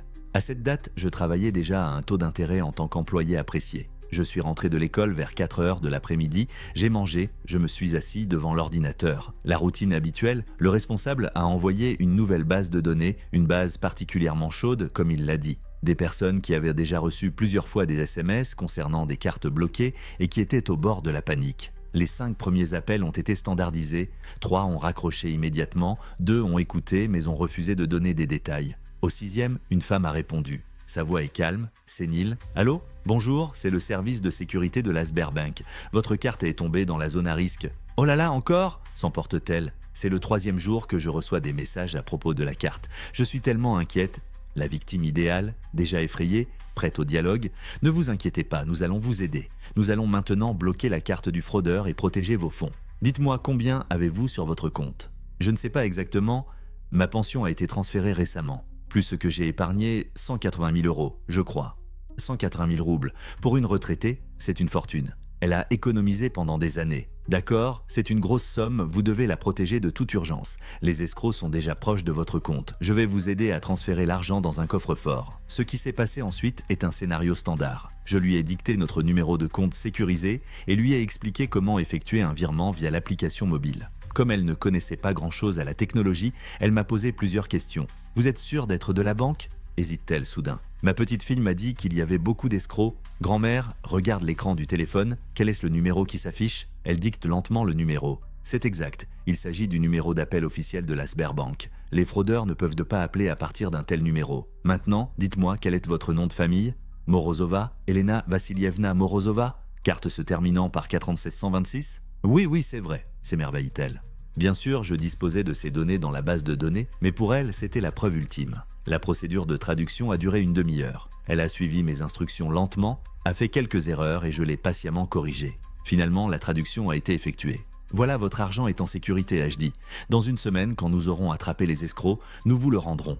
Merci beaucoup, jeune homme, vous m'avez sauvé. J'étais si inquiet que je n'arrivais pas à dormir la nuit. Ces 180 000 € sont tout ce que j'ai, à part ma pension. Il y avait une telle gratitude dans sa voix que j'ai senti quelque chose tressaillir à l'intérieur. De rien, ai-je marmonné avant de raccrocher rapidement. L'aîné a immédiatement écrit « Beau travail, 180 canettes. Votre part est de 54 000 $.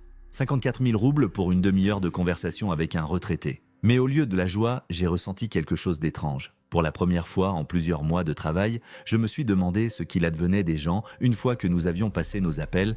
Le soir, je suis allé sur Internet et j'ai commencé à lire des informations sur les escrocs du téléphone, des histoires de victimes, des retraités qui avaient perdu toutes leurs économies, des personnes qui avaient contracté des prêts, des familles détruites par des pertes financières. Un article en particulier a attiré mon attention. Une habitante de Voronej, âgée de 73 ans, a perdu 185 000 roubles à la suite d'un appel d'un employé de banque. Elle avait économisé de l'argent pour le traitement de son mari handicapé. Après avoir perdu toutes ses économies, elle a eu une crise cardiaque. 185 000, presque autant que ma victime d'aujourd'hui. J'ai imaginé cette grand-mère lors de l'appel téléphonique. Comment elle irait à la banque dans une semaine pour savoir ce qu'il en est de son argent ? On lui expliquerait qu'elle a été victime d'une fraude, que l'argent avait disparu, que le soi-disant coffre-fort était une escroquerie. Comment elle va pleurer ? Cette nuit-là, je n'ai pas pu dormir. Pour la première fois depuis des mois, j'ai réalisé que je n'étais pas un employé d'une société informatique. Je ne suis pas un spécialiste de la sécurité. Je suis un fraudeur, un criminel. Je vole l'argent des personnes âgées. Le lendemain, Senior a envoyé une nouvelle base. J'ai regardé la liste des numéros et je n'ai pas pu me résoudre à composer le premier. Qu'est-ce qui s'est passé ? Écrit-il dans la soirée ? Ça marchait très bien hier, pas un seul appel aujourd'hui ? Je ne me sens pas bien, ai-je menti. Venez demain, il y a des clients chauds, il faut les faire travailler. Mais je n'ai pas pu. Chaque fois que je décrochais le téléphone, je me souvenais de la voix de cette grand-mère, sa gratitude, sa confiance naïve. Au bout d'une semaine, Senior a commencé à pousser. Qu'est-ce qui se passe ? Cela fait une semaine qu'il n'y a rien à faire, les autres gars montrent des résultats et vous restez assis. Fatigué, besoin d'une pause ? Une pause ? Avec autant d'argent, vous avez perdu la tête. Travaillez ou je vous trouve un remplaçant. La menace d'être remplacé ne m'effrayait pas. Au contraire, j'avais l'espoir d'être simplement exclu de l'équipe et d'oublier ce cauchemar. Mais le plus âgé n'abandonnait pas. Il a offert des primes, promis des promotions, insisté sur sa cupidité. Et quand cela n'a pas fonctionné, il a menacé « Nous avons des enregistrements de tous vos appels. Votre voix, vos coordonnées, si vous voulez vraiment partir, il y aura des problèmes. » Le 2 octobre 2024, j'ai pris une décision. J'ai envoyé un texto à Senior « J'arrête, supprime mes contacts. » Réfléchissez encore, a-t-il répondu. On ne peut pas gagner autant d'argent ailleurs. Déjà décidé, j'ai dit avec assurance. Le soir du même jour, j'ai désinstallé le programme d'appel, effacé mon historique et désinstallé Telegram. J'ai retiré tout l'argent que j'avais gagné avec mes cartes et mes comptes, environ 500 000 roubles, et je l'ai caché chez moi en liquide. J'ai dit à mes parents que le projet était terminé et que je ne ferais plus de travail au noir. J'ai repris une vie scolaire normale, les cours, les devoirs, les rencontres avec les amis. Mais la tranquillité d'esprit n'était pas au rendez-vous. Chaque nuit, je rêvais de la voix de cette retraitée. Ces mots: merci beaucoup, jeune homme, vous m'avez sauvé. J'ai essayé d'oublier, mais je n'y suis pas parvenu. Les journaux télévisés n'arrêtaient pas de montrer des histoires d'escrocs au téléphone. À chaque fois, je sursautais, me demandant si l'une de mes victimes allait être montrée. Les mois se sont écoulés lentement. Je me suis peu à peu calmé, pensant que c'était fini, que les traces numériques avaient été effacées, que personne ne me retrouverait. L'aîné n'a plus jamais écrit. Programme supprimé, contacts effacés. J'étais propre. C'est du moins ce qu'il m'a semblé. J'ai quitté le circuit et je l'ai oublié. Mais elle ne m'a pas oublié. 6 mois de liberté. C'est ainsi que j'ai appelé la période allant d'octobre 2024 à mars 2025. Les premières semaines après avoir quitté le programme ont été difficiles. Je regardais constamment autour de moi dans l'attente d'une prise. Chaque appel d'un numéro inconnu faisait battre mon cœur plus vite. Et si c'était senior, et si les menaces étaient des sérieuses. Mais les semaines ont passé et rien ne s'est passé. En novembre, j'ai commencé à dépenser l'argent que j'avais économisé. Avec prudence, en petite quantité, un nouvel ordinateur portable, des vêtements, des cadeaux d'anniversaire pour des amis, j'ai expliqué à mes parents que j'avais bien investi dans les crypto-monnaies avant leur croissance. En décembre, les craintes avaient pratiquement disparu. Je vivais la vie normale d'un écolier de 15 ans, études, amis, jeux vidéo. Les vacances d'hiver se sont écoulées tranquillement. Le réveillon, les patinoires, les fêtes. J'avais presque oublié le cauchemar que j'avais créé pendant l'été. C'était une autre vie, une autre personne. En janvier 2025, la routine scolaire habituelle a commencé. Préparation des GCSE, cours supplémentaires, projet d'entrée dans un collège technique. J'ai même pensé à lier ma vie à l'informatique, mais honnêtement, en travaillant comme programmeur ou administrateur système. Le 14 février, jour de la Saint-Valentin, j'ai rencontré une fille de ma classe, Nastia. Nous avons commencé à sortir ensemble, nous sommes allés au cinéma, nous nous sommes promenés dans la ville, une relation d'adolescent normale, sans passé sombre. En mars, un nouveau rêve est apparu. Aller dans un camp linguistique en Bulgarie pendant l'été. Cela coûtait 80 000 roubles, mais j'avais l'argent. Mes parents ont été surpris par mon désir d'étudier l'anglais à l'étranger, mais ils ne se sont pas opposés. Je me sentais comme un écolier normal avec la conscience tranquille. Et j'avais presque oublié que ma grand-mère, le 25 mars 2025, en parcourant les actualités sur Telegram, je suis tombé sur une note. À Moscou, l'organisateur d'une vaste escroquerie a été arrêté. Le préjudice s'élève à plus de 100 millions de roubles. Mon cœur a battu la chamade. Je poursuis ma lecture. Le détenu a coordonné le travail de plusieurs dizaines d'exécutants. Le plan a fonctionné de février à décembre 2024. De février à décembre 2024. C'est exactement la période sur laquelle je travaillais. Selon l'enquête, la principale catégorie de personnes est constituée de citoyens de moins de 30 ans, souvent des mineurs. Mes mains ont commencé à trembler. J'ai relu les nouvelles 3 fois, espérant me tromper. Mais non, c'était notre plan. Notre aîné s'était fait prendre. Les jours suivants, j'ai vécu dans une peur constante. Chaque bruissement dans l'entrée, chaque numéro inconnu sur le téléphone de mes parents me faisait penser « ça y est, ils sont venus pour moi ». Mais jour après jour, rien ne se passe. Le 30 mars, je n'en pouvais plus et j'ai commencé à chercher des informations sur Google. J'ai trouvé un article, une photo du détenu, un homme d'environ 25 ans en veste regardant le sol. Pourrait-il s'agir du même senior avec qui je correspondais depuis 6 mois ? L'article mentionne que l'enquête a permis de saisir des serveurs contenant des bases de données, de la correspondance et des enregistrements d'appels. Des travaux sont en cours pour identifier tous les membres du groupe criminel. Je savais qu'ils trouveraient mes appels, mes messages, ma voix dans les archives. Ce n'était qu'une question de temps. Mais le temps passe et rien ne se passe. Le 1er avril, j'ai même cru qu'il s'agissait d'une date mystique, le jour du rire, et que tout irait bien, qu'ils avaient attrapé la mauvaise personne, que les enregistrements étaient corrompus ou que l'enquête n'atteindrait pas les petits délinquants. Le 2 avril, je me suis couché en pensant que le lendemain serait un jour d'école normale. Je me suis trompé. 3 avril 2025, à 6 heures. Le son aigu de la sonnette de la porte rompt le silence du matin. Je me suis réveillé avec des voix dans le couloir. Des voix d'hommes, des voix inconnues. Mes parents répondèrent à quelque chose d'une voix angoissée. « Le fils est-il à la maison ?» ai-je entendu. « Oui, je dors. » Qu'est-ce qui ne va pas ? Comité d'enquête, nous avons un mandat de perquisition. Mon cœur s'est enfoncé dans mes talons. Je savais que ce moment arriverait un jour, mais quand il arriverait, je n'étais pas prête. 3 hommes en civil sont entrés dans la pièce. Ils m'ont demandé poliment, mais avec insistance, de m'habiller et de venir avec eux. « Maman, qu'est-ce qui se passe ?» ai-je demandé, feignant la surprise. « Fils, ces gens disent que tu as été impliqué dans des escroqueries sur Internet ?» Maman pleurait. Le père restait pâle, ne réalisant pas ce qui se passait. Il y a des raisons de penser que vous êtes impliqué dans les activités d'un groupe criminel organisé, a expliqué l'un des agents. Vous devez venir témoigner, je n'ai pas résisté. Au fond de moi, je savais que tôt ou tard, cela arriverait. Je suis restée silencieuse dans la voiture, réfléchissant à la situation. Ils ont trouvé mes relevés téléphoniques. Ils ont reconstitué ma correspondance. Ils ont retracé mes finances. Je devais maintenant choisir de coopérer ou non à l'enquête. Mais avec qui coopérer ? Je ne connaissais pas les noms réels, les adresses, rien d'autre qu'un surnom dans Telegram et un plan de travail. Je ne savais pas alors que certains détails de l'affaire allaient changer mon attitude à l'égard de tout ce qui se passait. Au comité d'enquête, on m'a montré un dossier. Il était épais, des centaines de pages. Un cas de fraude à grande échelle. L'enquêteur, un homme d'une 50aine d'années, parle calmement. Nous avons des enregistrements de tous vos appels. Votre voix a été identifiée par la police scientifique. Votre correspondance a été rétablie. Si vous coopérez, vous serez condamné à une peine avec sursis. Si vous vous taisez, vous aurez une vraie peine. Mais ce ne sont pas les menaces qui m'ont brisé, ce sont les photos qui m'ont brisé. L'enquêteur ouvre le dossier et montre les photos. Elena Vasilievna Morozova, 73 ans. La même grand-mère. Sur la photo, elle est allongée dans une chambre d'hôpital branchée à une perfusion, une crise cardiaque, a déclaré l'enquêteur. Après avoir réalisé qu'elle n'avait plus d'argent, j'économisais pour l'opération de mon petit-fils, infirmité motrice cérébrale. J'ai regardé la photo et j'ai réalisé que je n'avais pas seulement volé de l'argent, j'avais volé de l'espoir. Il y avait d'autres photos dans le dossier, des dizaines de personnes qui ont été dupées par notre équipe. Des retraités, des familles nombreuses, des handicapés, chacun avec une histoire, des rêves, des projets pour l'argent volé. Vous voulez voir les statistiques ? Demande l'enquêteur. 847 victimes sur vos appels. Montant total des dommages, 12,3 millions de roubles.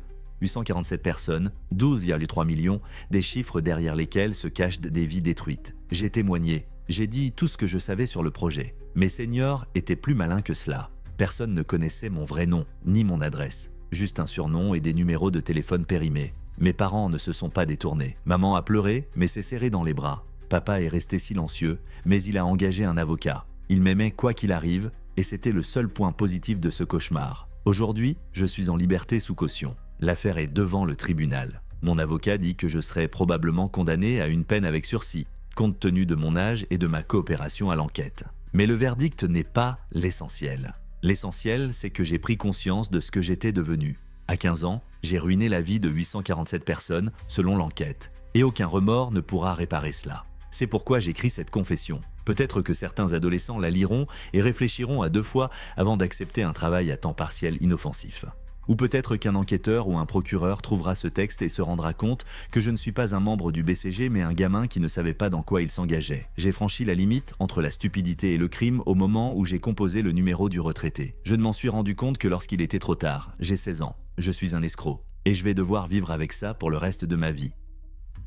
L'article a suscité plus de 1200 commentaires sur le forum où il a été publié pour la première fois. Plusieurs utilisateurs ont écrit qu'ils avaient reconnu dans la description des membres de leur famille qui avaient été victimes d'appels similaires. L'un d'entre eux a déclaré que sa grand-mère économisait également de l'argent pour le traitement de son petit-fils et qu'elle avait tout perdu à la suite d'un appel similaire. L'Internet regorge d'offres d'argent facile pour les mineurs et l'on ne peut vérifier la valeur réelle de cet argent que lorsqu'il est trop tard. Selon le ministère de l'Intérieur, l'âge moyen des auteurs d'escroqueries téléphoniques se situe entre 16 et 21 ans. Ils ne se rendent pas compte qu'ils participent à un crime qui détruit la vie de centaines de personnes. Si cette histoire vous a fait réfléchir, partagez-la avec d'autres personnes qui pourraient se trouver dans une situation similaire. Peut-être que l'avenir de quelqu'un peut encore être changé. Comme toujours, votre Monsieur Dark Web.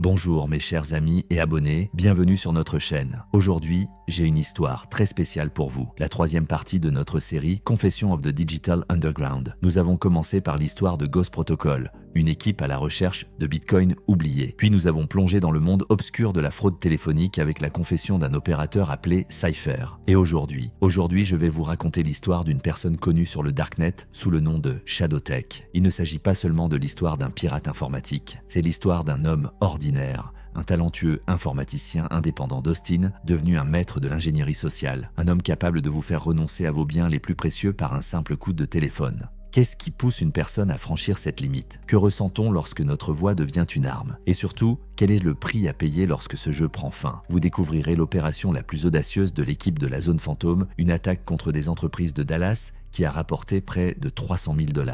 Vous découvrirez la trahison, l'emprisonnement et la tentative de recommencer sa vie. Mais cette histoire est bien plus qu'un simple roman policier. Il s'agit d'un aperçu des méthodes que les escrocs utilisent chaque jour contre des personnes et des entreprises ordinaires. Des connaissances qui peuvent vous protéger, vous et vos proches. Et c'est peut-être là le paradoxe. Un homme qui a autrefois utilisé la confiance des gens contre eux-mêmes les aide aujourd'hui à se protéger contre d'autres personnes comme lui. Installez-vous confortablement, verrouillez votre porte et ne répondez à aucun appel inconnu pendant 1 heure. Nous partons pour un voyage du côté obscur de la psychologie humaine, dans un endroit où votre plus grand ennemi n'est pas un programme de piratage, mais la voix humaine à l'autre bout du fil. Car l'attaque la plus dangereuse des pirates informatiques ne commence pas par votre ordinateur, elle commence par votre confiance.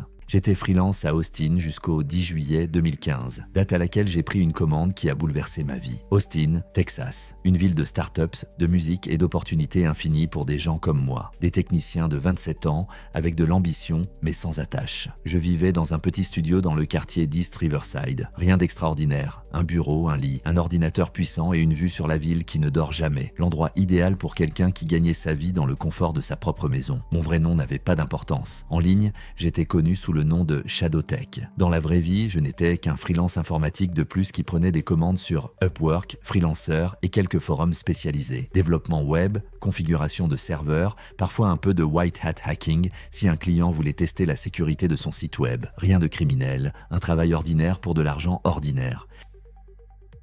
En juillet 2015, mes factures étaient payées, mais à peine. Le marché des freelances était de plus en plus encombré. Les clients payaient de moins en moins et les concurrents de pays pratiquant des prix plus bas m'enlevaient des projets simples. J'ai commencé à chercher quelque chose de plus lucratif où mes compétences pourraient être appliquées de manière non conventionnelle. 10 juillet 2015, vendredi. La chaleur à Austin était insupportable. Mon climatiseur fonctionnait à plein régime et j'étais assis devant mon ordinateur à regarder les nouvelles commandes. Normalement, je n'allais pas sur les forums du Darknet pour chercher du travail. Mais ce jour-là, quelque chose m'a poussé à consulter quelques sites d'emploi spécialisés. Et c'est là que j'ai vu un poste. Je recherche un spécialiste pour tester l'efficacité d'une campagne d'hameçonnage. Paiement en Bitcoin, 500 $ par test. Expérimenté uniquement. Je me suis figé. C'était un moment décisif. Une partie de moi a réalisé qu'il ne s'agissait plus de la zone grise dans laquelle je travaillais parfois. Il s'agissait d'un territoire franchement noir. Mais l'autre partie, la plus bruyante, chuchotait juste une fois. 500 livres pour un simple travail, personne ne sera blessé. J'ai répondu au message et quelques heures plus tard, nous étions en train de discuter dans un salon de discussion crypté. La personne à l'autre bout du fil s'est présentée sous le nom de Nexus. Il a été bref et professionnel. Nous devons vérifier combien de personnes sont prêtes à se laisser piéger par un courriel d'hameçonnage prétendument envoyé par leur banque. La liste d'adresses électroniques est là, l'email est prêt. Votre travail consiste à mener la campagne et à recueillir des statistiques. Pas de retrait, juste la collecte de données. Cela semblait presque légal, presque comme un vrai test de sécurité. J'ai accepté, j'ai reçu des instructions et j'ai passé le week-end à installer les serveurs. Le 17 juillet, les lettres ont été envoyées à 500 destinataires. Le courriel était parfait. Logo de la banque, police de caractère correct, texte convaincant sur une activité suspecte et la nécessité de confirmer les informations. Il contenait un lien vers une fausse page de connexion impossible à distinguer de la vraie. À la fin de la journée, 137 personnes avaient cliqué sur le lien, 98 avaient saisi leurs identifiants et mots de passe. Lorsque j'ai envoyé le rapport à Nexus, il a répondu presque immédiatement « Impressionnant, 19 taux de conversion de 6%. Voici vos 500 $. Il y a encore du travail à faire si vous êtes intéressé. » En 1 heure, 500 $ sont apparus sur mon portefeuille Bitcoin. De l'argent facile, trop facile. Je me suis dit qu'il s'agissait d'une expérience, que je testais simplement la sensibilisation des gens à la sécurité. Mais au fond de moi, je savais que j'avais dépassé les bornes. 2 semaines plus tard, le 25 août, j'ai reçu une autre commande de Nexus. Cette fois, il s'agissait d'appeler quelques personnes en me faisant passer pour une personne du service d'assistance technique de leur fournisseur d'accès à l'Internet et de leur soutirer leurs identifiants de connexion. J'ai dû enregistrer les appels afin d'analyser le succès de l'approche. Le premier appel que j'ai passé était celui d'une femme d'âge moyen de Houston. J'étais sûr qu'elle me reconnaîtrait dès les premières secondes, mais ce ne fut pas le cas. Ma voix était calme et professionnelle. J'ai parlé d'une mise à jour de sécurité de routine, du fait que nous devons confirmer vos informations pour qu'il n'y ait pas d'interruption de service. Et elle m'a tout donné, login, mot de passe et même les 4 derniers chiffres de sa carte de crédit pour confirmer mon identité. Lorsque j'ai mis fin à l'appel et raccroché, je tremblais. Non pas de peur ou de honte, mais d'adrénaline. Je réalisais le pouvoir que je venais de ressentir. Elle croyait tout ce que je disais. Je pouvais lui faire faire n'importe quoi. À la fin de la journée, j'avais réussi à travailler 8 des 10 cibles que j'avais choisies. Nexus était plus que satisfait et m'a transféré 800 $ au lieu des 500 promis, mon premier bonus dans ce nouveau monde. « Vous avez du talent, Shadowtech », m'a-t-il écrit. « Les gens te font confiance. C'est un don rare. » En septembre et en octobre, j'ai reçu plusieurs autres commandes de ce type. Le schéma était toujours le même. Des appels ou des courriels pour le compte de banque, de fournisseurs d'accès à Internet, des services techniques. Et à chaque fois, c'était plus facile. J'ai appris à m'adapter à l'interlocuteur, à changer de ton, à trouver une approche. Avec les hommes d'affaires, j'étais brève et professionnelle. Avec les personnes âgées, j'étais patiente et attentive. Avec les techniciens, j'utilisais un jargon professionnel, créant l'illusion d'un homme à tout faire. En décembre 2015, je gagnais plus d'argent que jamais. Mon appartement était transformé, nouveaux appareils électroménagers, meubles design. Je pouvais me permettre de dîner dans les meilleurs restaurants d'Austin. Mais surtout, j'étais aspiré de plus en plus profondément. Je me souviens du moment exact où j'ai réalisé que je ne pouvais pas reprendre mon travail. Le 15 décembre, j'étais assis au café La Condessa, dans le centre-ville d'Austin, en train de siroter un mezcal hors de prix et de regarder les évaluations de mon vrai travail sur les plateformes de freelance. Les projets qui semblaient autrefois intéressants paraissait désormais ennuyeux et sans intérêt. 20 $ de l'heure pour la mise en page d'un site web, après 800 $ pour quelques heures d'ingénierie sociale. Ce soir-là, Nexus m'a envoyé un nouveau message. Il est temps de passer à l'étape suivante. Viens à cette adresse demain à 20h. Le mot de passe est Amber Sunset. Le lien menait à un salon de discussion sécurisé sur le Darknet. À ce moment-là, je ne savais pas que derrière cette porte, toute une équipe d'autres personnes comme moi m'attendait. Je ne savais pas que j'allais bientôt participer à des opérations qui allaient me rapporter des centaines de milliers de dollars. Et je n'avais certainement aucune idée de ce qui m'attendrait dans 5 ans. J'étais assis dans mon élégant appartement, je regardais les lumières d'Austin le soir et j'avais l'impression d'avoir le monde à mes pieds. J'avais gagné mon premier argent sale, mais ce n'était qu'une première étape. J'ai réalisé que je pouvais faire plus et que quelqu'un m'attendait déjà sur le Darknet. Le 12 mars 2016, j'ai ouvert le salon de discussion qui est devenu ma nouvelle maison. Je me souviens de cette soirée dans les moindres détails. Il pleuvait à la fenêtre de mon appartement rénové d'Austin, une rareté pour le mois de mars. J'étais assis devant mon nouvel ordinateur à double écran, l'un de mes premiers achats, avec de l'argent sale. Il était exactement 20h lorsque j'ai cliqué sur le lien Nexus et saisi le mot de passe Amber Sunset. La fenêtre de chat s'est ouverte et j'ai vu une liste de surnoms, une vingtaine de personnes. WireGhost, Black Mamba, Nexus et d'autres. Certains étaient clairement en ligne, d'autres étaient hors ligne. Je ne savais pas encore que j'avais devant moi des gens qui allaient changer ma vie. Bienvenue Shadowtech, écrit Nexus. C'est la zone fantôme. C'est ici que nous planifions et coordonnons. Cette nuit-là, j'ai appris que Phantom Zone était plus qu'un simple salon de discussion. Il s'agissait d'une organisation de 23 personnes spécialisées dans l'ingénierie sociale et l'hameçonnage. Ils travaillaient ensemble depuis plus de 2 ans, ciblant les petites et moyennes entreprises à travers l'Amérique. Chacun avait un rôle à jouer. Technicien, voix à appeler, analyste, coordinateur. Et maintenant, ils voulaient que je les rejoigne. « Tu es une voix née », m'a dit Nexus. Les gens te croient, et avec tes compétences techniques, tu peux être à la fois développeur et interprète. L'offre était simple, travailler avec nous, recevoir un pourcentage sur chaque transaction réussie. Pas d'engagement, pas de contrat, juste un bénéfice mutuel. J'ai accepté, bien sûr. Une semaine plus tard, j'ai participé à la première opération conjointe, une attaque contre une petite chaîne de café à Seattle. Le stratagème était élégant. WireGhost a créé des pages d'hameçonnage qui imitaient la page de leur société de traitement. Et j'ai appelé les gérants au nom du service de sécurité et les ai dirigés vers cette société pour une mise à jour des données. En 3 jours, nous avons accédé à leur système de paiement et retiré un peu plus de 18 000 $. Ma part était de 3 000 $. À l'été 2016, j'étais totalement intégré à l'équipe. Chaque journée commençait par la vérification des messages cryptés, la discussion de nouveaux objectifs, l'analyse des succès et des échecs. J'ai amélioré mes compétences en étudiant la psychologie, la linguistique, les techniques de manipulation. J'ai appris à changer d'accent, à imiter différents dialectes, à m'adapter au psychotype de la victime. En 2018, je pouvais amener n'importe qui à me confier ses secrets. L'une de mes techniques préférées était simple. J'appelais un employé de l'entreprise, me présentais comme un professionnel de l'informatique et disais qu'une activité suspecte avait été remarquée sur son système. Suivez la phrase clé. Je peux résoudre le problème, mais j'ai besoin de votre aide. Vous ne voulez pas être tenu pour responsable d'une fuite de données, n'est-ce pas? La peur a fonctionné sans faille. Je m'en souviens parfaitement. Le 17 mai 2018, nous avons mené une opération contre une agence de marketing à Chicago. J'ai appelé leur directeur financier en me faisant passer pour un employé de banque. Au cours d'une conversation de 12 minutes, je l'ai convaincu de transférer 61 000 $ sur un compte de réserve en raison d'une activité suspecte. Lorsqu'une personne transfère elle-même l'argent, il s'agit d'un stratagème parfait. Aucun signe d'effraction. Fin 2019, notre équipe était à son apogée. 29 personnes, des processus bien établis, des revenus stables. Nous étions comme une entreprise, seulement dans l'ombre. J'ai emménagé dans un penthouse au centre-ville d'Austin, j'ai acheté une Audi RS7. J'ai voyagé dans le monde entier, mais j'en voulais toujours plus. Les petites entreprises n'avaient pas la même adrénaline. J'avais envie de quelque chose de grand, d'audacieux, de quelque chose qui testerait les limites de mes capacités. C'est ainsi qu'est née l'idée de Dallas, la plus grande opération de l'histoire de notre équipe. Une série d'attaques coordonnées contre des dizaines d'entreprises d'une même région. Nous étions au sommet, mais j'en voulais plus. J'aurais aimé savoir où cela me mènerait. Le 1er septembre 2020, nous avons choisi Dallas et ce fut notre plus grand match. Dallas n'a pas été choisi au hasard. Nous avons passé des mois à étudier différentes régions, à analyser les entreprises locales, leurs connexions, le niveau de protection. Dallas convenait parfaitement. Un marché en pleine croissance, beaucoup de nouvelles entreprises, des protocoles de sécurité insuffisamment stricts. Mais le plus important, c'est l'interconnectivité. De nombreuses petites entreprises travaillaient avec les mêmes banques, utilisaient les mêmes systèmes comptables et avaient des fournisseurs communs. Le plan était ambitieux. 14 entreprises en 21 jours. Des restaurants, des magasins de vêtements, 2 startups et une petite société d'investissement. Nous envisagions un total d'environ 250 000 $.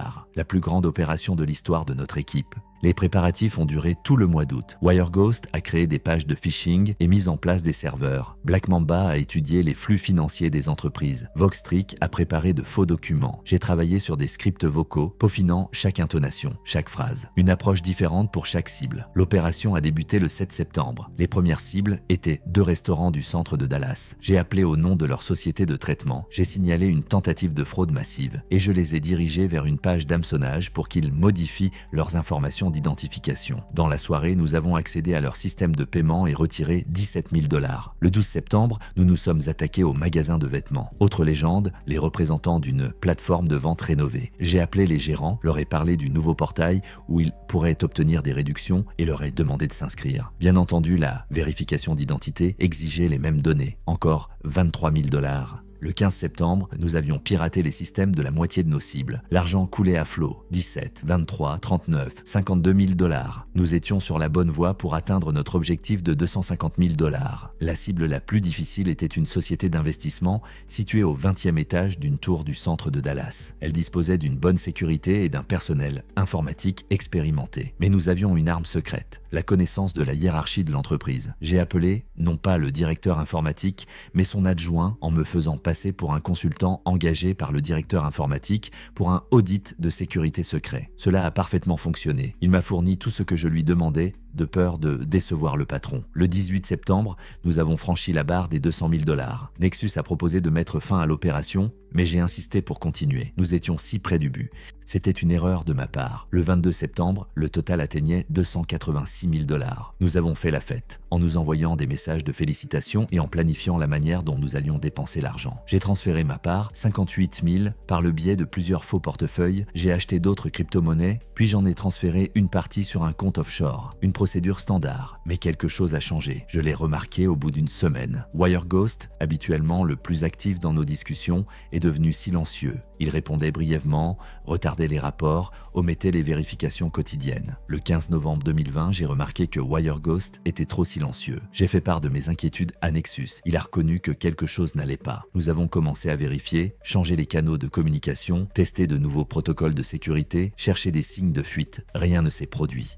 Mais mon intuition me disait qu'il y avait un danger. Dallas était trop bruyant, trop prospère. Nous avions attiré l'attention. Le 27 novembre, j'ai reçu un message crypté de Black Mamba. WG a communiqué avec les autorités fédérales. confirmé. Déconnexion. Je me suis instantanément déconnecté, j'ai supprimé toutes les applications, j'ai déplacé mes crypto-monnaies vers de nouveaux portefeuilles, mais il était trop tard. À 6h12, le matin du 3 décembre 2020, ma porte a tremblé. Une équipe du FBI en tenue complète a fait irruption dans mon appartement. Je n'ai même pas résisté. Alors qu'on m'emmenait menotter, je l'ai vu dans le couloir. WireGhost, son vrai nom était James Larsen, 34 ans, un technicien de Portland. Il se tenait à côté d'un agent en costume sans me regarder dans les yeux.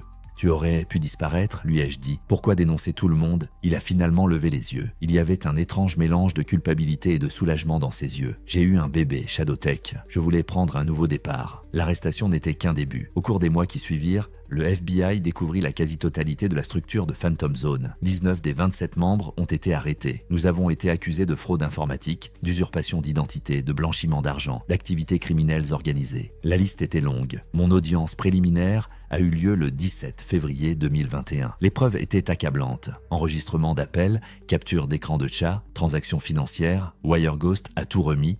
Le tribunal m'a proposé un marché, plaider coupable, témoigner contre les autres en échange d'une réduction de peine. J'ai refusé. C'était peut-être ma dernière fierté. Le 17 mars 2021, le juge a prononcé la sentence, 2 ans de prison fédérale, 150 000 $ d'amende, 5 ans de liberté conditionnelle à la sortie. Alors qu'on me conduisait hors de la salle d'audience, j'ai regardé WireGhost qui avait témoigné contre nous tous. Il n'a écopé que de 6 mois d'assignation à résidence et d'une mise à l'épreuve. Je n'ai pas ressenti de haine. Je n'ai ressenti que du vide. La porte de la prison s'est refermée, mais mon histoire ne faisait que commencer. La prison a commencé le 17 mars 2021, mais je n'ai pas craqué. La prison fédérale FCI Bastrop se trouve à 1 heure d'Austin. Des bâtiments bas en béton, des barbelés, des tours d'observation. C'est là que j'allais passer 2 ans de ma vie, de mars 2021 à avril 2023. Je me souviendrai toujours du premier jour. La procédure d'admission standard, l'uniforme, la présentation des règles, l'examen médical, l'installation dans une cellule. Mon compagnon de chambre était Eric, un ancien employé de banque qui a écopé de 3 ans de prison pour détournement de fonds. Il m'a reconnu en lisant les journaux télévisés. Alors, tu es le hacker de Dallas ? Je n'ai pas pris la peine de le corriger sur le mot hacker. Techniquement, nous n'avons jamais littéralement piraté de système. Nous avons simplement convaincu les gens de nous donner volontairement accès à ces systèmes. Mais qu'est-ce que ça peut faire ? Le résultat était le même. Les premières semaines ont été les plus difficiles. La perte de liberté, le manque d'intimité, les routines strictes. Moi qui avais l'habitude de contrôler tous les aspects de ma vie, je me suis soudain retrouvé dans un endroit où je ne pouvais même pas décider quand prendre une douche. Le 12 avril 2021, j'ai reçu la première lettre de mon avocat. Les biens dont on pouvait prouver qu'ils avaient été acquis légalement me restaient acquis. Tout le reste est confisqué. Mon penthouse, mon Audi, ma collection de montres, la plupart de mes investissements, tout a servi à payer l'amende et à dédommager les victimes. Ce qui est étrange, c'est que je n'ai pas eu beaucoup de regrets. L'argent et les biens n'ont jamais été qu'un sous-produit. L'essentiel, c'était le contrôle, le pouvoir, le sentiment de supériorité. Et maintenant, tout cela a disparu.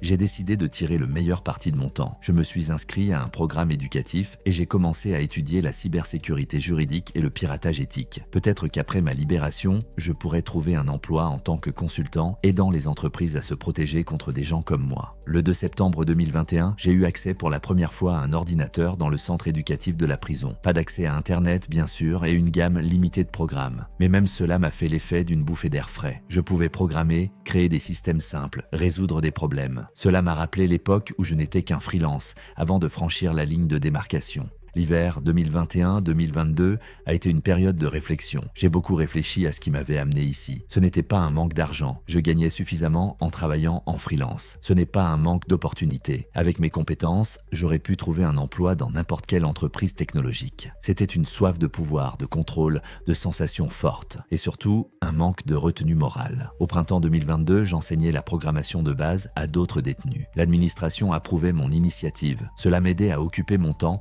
et me donnait des compétences utiles. En prison, j'ai trouvé quelque chose qui me manquait dans ma vie précédente, la possibilité d'aider réellement les gens. Le 17 mars 2022, cela faisait exactement 1 an que j'étais en prison. J'ai marqué cette date en écrivant dans mon journal une longue réflexion sur qui j'étais et qui j'allais devenir. Une chose était sûre, il n'y avait pas de retour possible à mon ancienne vie. À l'automne 2022, j'ai reçu la notification que je pouvais bénéficier d'une libération conditionnelle. Mon comportement ma participation à des programmes éducatifs, mon travail avec d'autres détenus, tout cela a été pris en compte. Pouvoir sortir un mois plus tôt me semblait être un cadeau. Le 14 février 2023, j'ai eu mon audience de libération conditionnelle. La commission m'a posé beaucoup de questions sur les remords, sur les projets d'avenir, sur la compréhension du préjudice subi. J'ai été honnête, aussi honnête que possible. Oui, je me suis rendu compte des dégâts. Oui, je me rends compte que j'ai trompé de vraies personnes, que je leur ai causé des dommages financiers et émotionnels. Non, je ne peux pas promettre que je ne franchirai plus jamais la ligne, mais je ferai de mon mieux pour suivre la voie légale.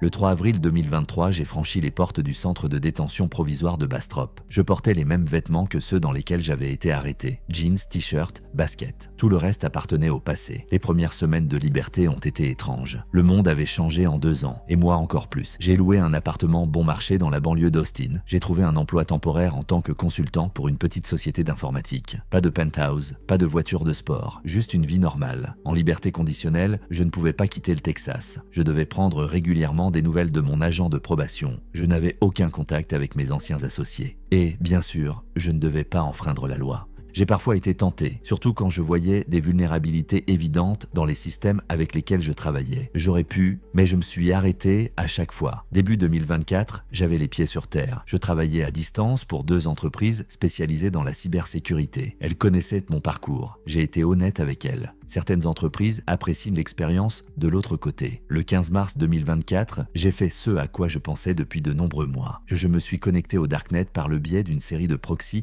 et d'anonymiseurs et j'ai publié mon histoire sur le forum. Pas de nom, pas d'entreprise spécifique, pas de détails techniques qui pourraient ne nuire à qui que ce soit. J'ai simplement raconté le chemin qui m'a mené du travail en freelance à la criminalité et à la prison. Je ne m'attendais pas à beaucoup de réactions, peut-être quelques commentaires, quelques railleries, mais le message est soudain devenu viral. Des dizaines, puis des centaines de réponses, des questions, des discussions, et même de la gratitude pour ma franchise. Certains m'ont traité de traître pour avoir publié mes méthodes. D'autres s'émerveillent de l'audace de l'opération. D'autres m'ont remercié de les avoir prévenus des risques. Je n'ai pas répondu, c'était mon seul poste. J'ai dit tout ce que je voulais dire. Aujourd'hui, à l'heure où j'écris ces lignes, près d'1 an s'est écoulé depuis la publication. Je travaille toujours dans la cybersécurité, aidant les entreprises à se défendre contre les attaques d'ingénierie sociale. Je continue à prendre des nouvelles de mon agent de probation, même s'il me reste encore 3 ans de probation. Je ne peux pas dire que j'ai des remords. Ce serait hypocrite. Pendant ces années, j'aimais ce que je faisais. J'aimais le pouvoir, le contrôle, le frisson. Mais le prix était trop élevé. Si vous lisez ceci,